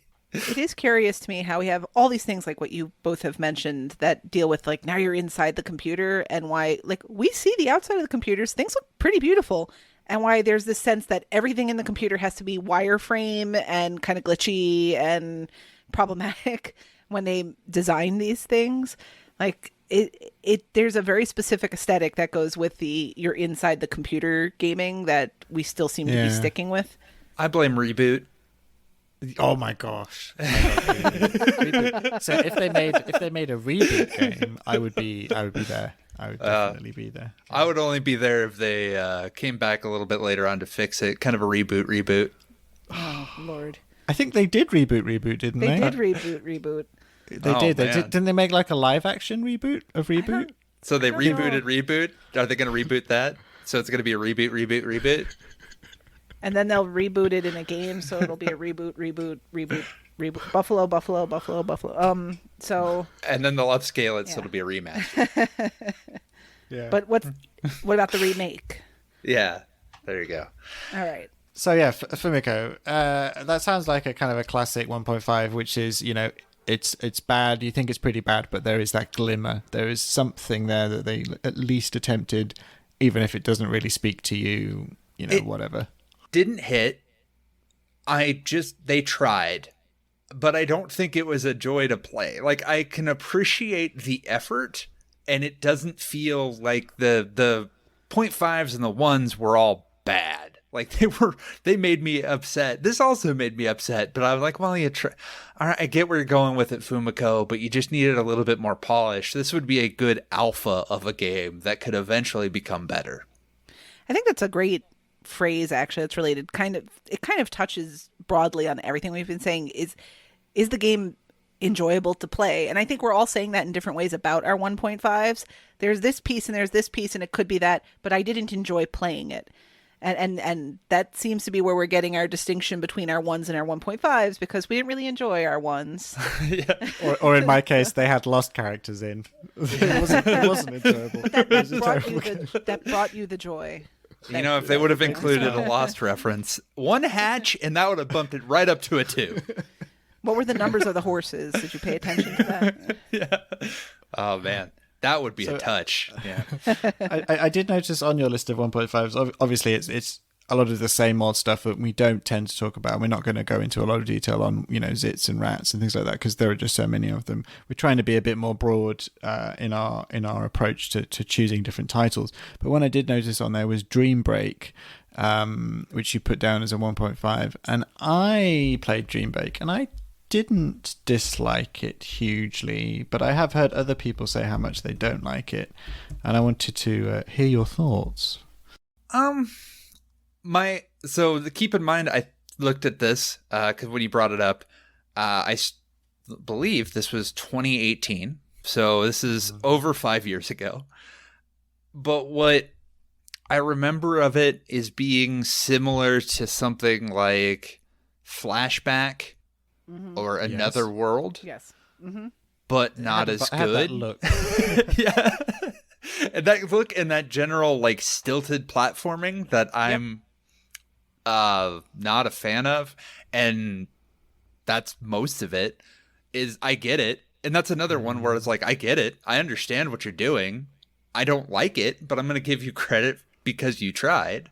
And as we get further on, it's going to be like more credit because you tried better. Yeah, fair enough. I mean, I seem to remember with Dream Break, I think what made me like it a bit more was there was a kind of a vibe about it, kind of this, again, it's kind of a 90s style sci-fi, a little bit of, you know, tone. I think the music was pretty good from what I remember. They had quite a few references, like there's a bit where you go to a bar and I don't know, Marty McFly and Doc are sitting at the bar. Yeah. And again, I do like a reference. Maybe it's the references. Maybe that's why we hang out so much, Chewy. If you stick a reference in your game, I'm immediately going to smile. I'm going to like it more because you stuck a reference in. That's probably it. I do remember that there is a shooting like space sequence, which is a bit out of character for the rest of the game, which is basically just a side-scrolling adventure action kind of platformy thing, and then there's a random like space battle shooty flying bit where you have to, I think there's an achievement for doing it perfectly or something, or it's just annoying maybe, which I think maybe people hated, so that could have been another reason why it got downrated. Yeah, it's. I mean, I'd say I'm fairly consistent with the rest of TA. It's a 2.13, so I'd say I'm on the lower end, but that's fairly. I'm not that off, I guess. Well, I think this is a game that is largely played using a walkthrough to That's get what I through the did. achievements. And I think, and this maybe, I did not rate Dream Break. I just don't tend to rate a lot of these sub 2-hour games. But for me, I think I would have gone a little higher with the 2 because the story was actually pretty good. It's brief, but I remember actually being pretty intrigued by what was happening. And I don't know exactly what your experience was, Devin, but I feel like if I were playing it just with the walkthrough and didn't read anything, that would be the difference between a 1.5 and a 2. Because it's functionally fine. But if all you're doing is mashing through the dialogue so you can get the achievements, then it's functionally fine and that's it. The story was okay. It was brief. It didn't get into too much, but it was okay, and that would have been the thing that just crested a little bit above that for me. So I'm going to guess, but certainly tell me if I'm wrong. You didn't really pay attention to the story at all, right? You just kind of motored through to get the achievements done. And until today, when you guys brought it up, I had completely forgotten everything about Dream Break. Which speaks to it in one way as well. It was almost like it was just a dream to you. Yeah, I mean, I remember it having kind of threads of things like Blade Runner and Total Recall and references to those things as well, which is some of my kind of favorites, kind of that kind of pulpy sci-fi kind of vibe. So again, I was probably a bit more generous because those things are my jam. So I probably tend to rate things that play into those themes and those kind of genres and those styles probably more highly just because I favor them. Same with horror, same with horror stuff in general. Yeah, I'm not a big fan of the cyberpunk. I like the cyberpunk aesthetic, but I'm not a big fan of cyberpunk stories as much. So that probably didn't help. And as much as I said it's worse Another World, I don't really like Another World all that much to begin with either. So it was already sort of at a disadvantage. I take you only played Another World in the context of the anniversary re-release. Oh no, I played the OG on my Super. Oh yeah, on the I played the Super Nintendo port. Loved it at the time. Like I totally flashback Another World. Like I just enjoyed figuring out the mechanics, and there was one part in Another World where you can walk into the background, and it took me forever to figure that out because it just didn't strike me. But the me that played that 20 some years ago, that was revolutionary concept wise, so it sticks with me more. Where this, you're right, has that same vibe, but it doesn't differentiate itself, and that's fine. So it doesn't really set out to be anything more than sort of an homage to these things. Which isn't inherently bad, it just doesn't really do anything special.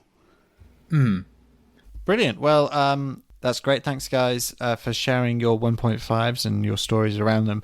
As with our previous segments, we're going to now dive into what you guys, the community, the patrons and staff of AH101, rated as their 1.5s, or your 1.5s, I should say, and kind of call out, name and shame as much as we can. In general, though, I felt like when I looked through this list, it was a little bit less kind of surprising. With our 0.5s and our 1s, there were some shocking AAA highly ranked games that people had said, no, this is the worst game that has ever existed. And it feels like when you kind of move up the scale into kind of that, low but not the lowest range, people don't feel quite as strongly, maybe. So if there's a AAA game that they dislike, it's either going to be a 3 or it's going to be a 0.5. And you're right. 1.5, 2.5s probably don't play into it as much. So a lot of the stuff on there was your typical, zits and rats that we might expect. Koosh rated One Leaves as 1.5, which we touched on last time as a 1, so that kind of lines up. Things like Ben-Hur showed up, stuff of that ilk. But there were a couple of things that maybe were a little bit surprising. One that stood out to me in particular was that I noticed that Inigo Montoya rated Sniper Elite 4 as a 1.5. Okay, and I thought, why is that familiar? First of all, that's a bit surprising because Sniper Elite 4 is a big series. It's quite a popular series. And why is that familiar to me? And then I recalled back that he'd actually rated Sniper Elite 3 as a 0.5. Oh. So then I did a search, and I searched his game collection for Sniper Elite games, and he's played basically all of them up to the new one, 5. And he'd rated Sniper Elite, including the stacks, and to completion, he'd rated 2, Sniper Elite 2 as a 4, then 3 as a 0.5, then 4 as a 1.5. So it feels like he played 2, loved it, and then for whatever reason, which I'd love to hear about, 3 was a complete and utter disappointment to him. So much chasing that dragon. Exactly. And then 4 comes out and he thinks, you know what, 3 was terrible. He did the stack of 3, but he thought, I'm going to give 4 a go. Hopefully it's better. And it is better, but only slightly better. and 4 is a 1.5. So I'd be really interested to hear the story behind that. But also, obviously 5 has just come out. So I assume he's gonna get back on the horse and give it another try, and hopefully 5 lives up to those expectations of 2, which he holds in high esteem. He also put Comic Jumper as a 1.5, which I would completely disagree with, aside from 1 or 2 achievements that are very, very stupid. That game's great. I love Comic Jumper.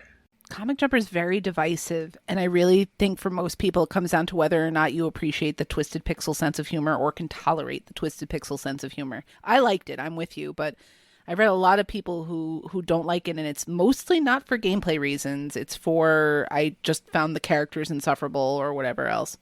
But I would be curious to hear about that one too. Yeah, I've played and enjoyed the more Gunstringer and to a lesser degree Loco Cycle. I like what Loco Cycle is trying to do. I just think it doesn't do it very well. So I do enjoy their style, but I've never played Comic Jumper. So it's always one I've wanted highly to. recommend it. Yeah, and Splosion Man and Missplosion Man. I love those games. Mm. Yeah, I enjoyed them all as well. I know looking down this list, a couple of the ones that had struck me was Chip giving We Were Here a 1.5. I was going to say that too. Yeah, it's not that bad. Well, I think we'd have to get Chip's experience, but I think some of that may also be dependent on like how your partner? competent, capable, whatever else your partner is, right? Because if you're playing with someone who really doesn't get it, doesn't understand the gameplay, or is trying to rush you maybe while you're trying... that is a game that is so dependent on how well do you communicate with the other person that could impact the game. And I'm curious if that's the case, or if Chip just really didn't like the puzzle design or whatever it is. I was also surprised to see, well, not surprised, I guess, but I found it interesting to see 12 minutes. High Road gave 12 minutes a 1.5. Yes. And when I started playing 12 minutes, my initial thought was, what the heck is going on here? But the more I played it, the more I was like, wait, tell me more. Tell me, what, huh? Like, It was just so... I'm sure there are other things like it. I'm not the most, on the up and up with, like, pop culture-y things that maybe there's something that told a very similar tale. And I don't want to say anything really about the story because anything would be spoilery. Yeah. But I really wound up enjoying it for what it was. So I also did 12 minutes fairly recently, and I agree for the most part that I appreciate what 12 minutes was trying to do, and I think what it did pretty well in that you had complete autonomy across that time loop, and everything you did had an impact, and it was very interesting to see, the small things that you did and the differences they made.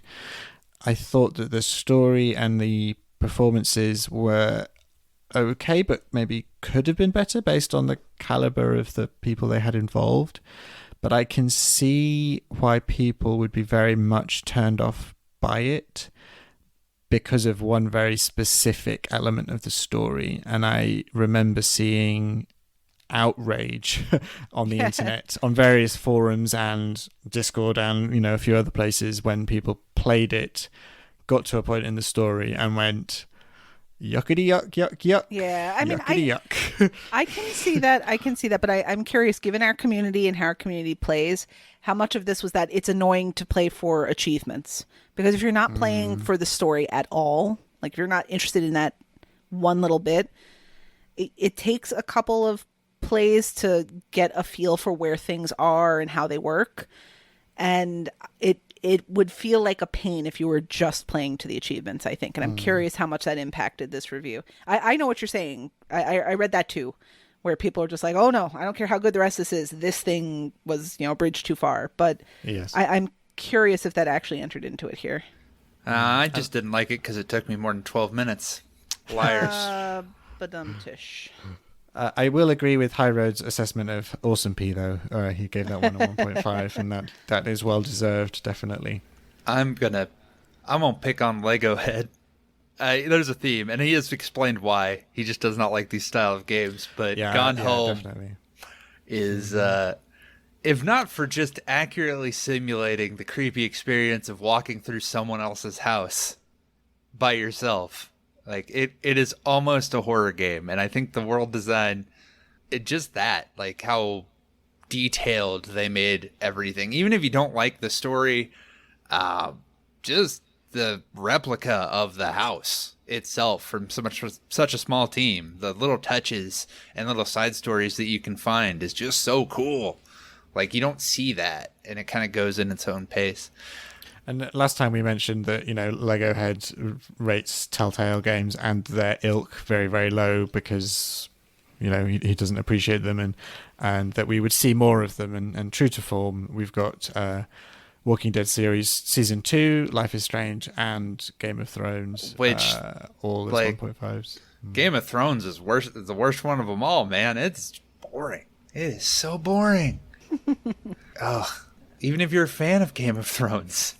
But again, I will agree, as much as I may disagree with some of those aspects, he also has Alone in the Dark and Dream Crypt of the Break. Serpent King down there. And he agrees with Dream Break. Yep. So, you've got a partner in crime there. He also has Jericho on there, which, I think he's had a lot of really great matches, and he keeps reinventing himself throughout his entire career. So I don't even know why you'd put Jericho that low. Badum-tish again. Womp womp. A couple others that stood out to me on these lists. KT Echo gave Crimson Dragon a 1.5. And it's not the best game ever, but I liked it. It's an on-rails game. And so maybe if that's not your thing, it's not your thing. But 1.5 seems low, especially as like an early Xbox One release. And Rock of Ages. Somebody gave Rock of Ages. Saban.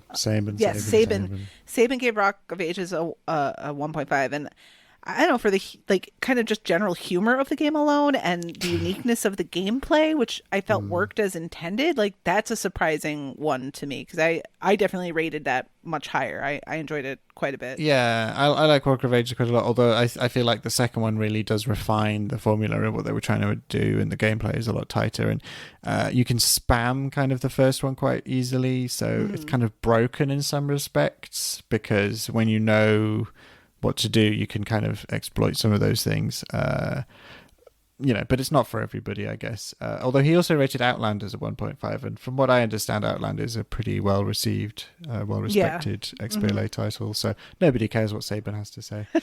I have to call out Northern Lass for being the nicest lady ever with putting Scale Electrics as a 1.5, which is 1.5 more than it ever deserved. It is trash in digital form. I've had root canals, and I would rather do a root canal again than play Scalectrics. Oof, tough crowd. I also wanted to point out, not a 1.5, but I wanted to just shout out OM Jesus, because I called her out last time we did this. We don't do this monthly necessarily. On her 1.0 rating for Condemned, which is a game I don't feel deserves that. And she took the time to explain to us in Discord why she feels that way. And it essentially boiled down to... Why she is wrong. It essentially boiled down to, there is one very notably scary moment in the beginning of the game, like chapter 2 or so, and nothing else really hit that level. So sort of the game peaking early combined with her general dislike of horror games led to that reaction. So even though I don't agree, I love getting an explanation of why somebody feels that way. So thank you for posting that and giving us that perspective. And definitely invite anyone else to defend these choices. I see Inigo also put the X-Men official game as a 1.5. I'm not here to defend that one because I don't have the nostalgia for X-Men that some other people do, but I imagine that will raise some eyebrows among people because the port seemed just fine. So maybe it's like a 3, it's average, but 1.5, that says something, right? It says it's not all that great. So I'm curious as to why that's the case too. And I think excellent shout, Chewy, about all the Sniper Elite stuff. I definitely want to know what the logic is behind all of that. Yeah, Definitely. This is a dialogue, not a monologue. So just open up the conversation, boys and girls, and we'll just have a chat. It also seems particularly timely to see that Rorca Dude rated Teenage Mutant Ninja Turtles Danger of the Ooze as a 1.5, considering that we're right in the middle of kind of a resurgence of Teenage Mutant Ninja Turtle games with the Shredder's Revenge, is it called? Yes, and Shredder's Revenge is great. Danger of the Ooze, not so much, but Shredder's Revenge is great. Because I'm a massive Turtles fan. I used to be a massive. When I was a kid, I was a massive Turtles fan. But I think I've only ever played on the Xbox one Turtles game, and it was just okay. So I would really like to kind of play some more good ones. And Danger of the Ooze was one I was looking at, but maybe I shouldn't, based on that 1.5 rating, which is the best Turtle game that I could get my hands on. Shredder's Revenge. Shredder's Revenge. Oh, the new one. They're all named so similarly is the problem. The 1989 arcade. Probably the Cowabunga collection soonish. If those work out well. What's interesting with Turtles games is they really come in sort of two buckets. There's the 2D ones that are the arcade ones, and then the 3D action-adventure style ones. And the 3D ones just tend not to do as well. And I don't know how much of that is bad development versus we think of them as 2D arcade titles. So it's going to be very hard for the 3D ones to break through. I've been playing Mutants in Manhattan with my group, but it's Icefire and Elle and Prue. And we've been having a good time with it, but the achievement list isn't great. So that's one of those where it's actually a pretty solid game. It's developed by Platinum, so it's got a nice pedigree, but the list turned a lot of people off, and you can't download it digitally, so you have to buy a physical copy. They're not super easy to find. Or I would say give that a go. But Shredder's Revenge is great. We played it last night for a couple hours, and we all had a blast with it. It mostly held up well in online play. It was a great time. It's in Game Pass. Just start there if you're looking for a good one. Fantastic. Okay, well, I think that probably is a good point to stop talking about our 1.5 games. I hope you guys have enjoyed it as much as you have our previous two entries. Next time we will be moving up the ladder a little bit further with our 2.0 games, our number twos, as it were. So thank you very much for joining us. Please feel free to comment on anything we've talked about, and we will try and bring that feedback back into the next segment, much as the Jesus one there. But in the meantime, I have been Chewy on Ice. I've been Vulgar Latin. And I'm Matrarch. And we are the Master Raters.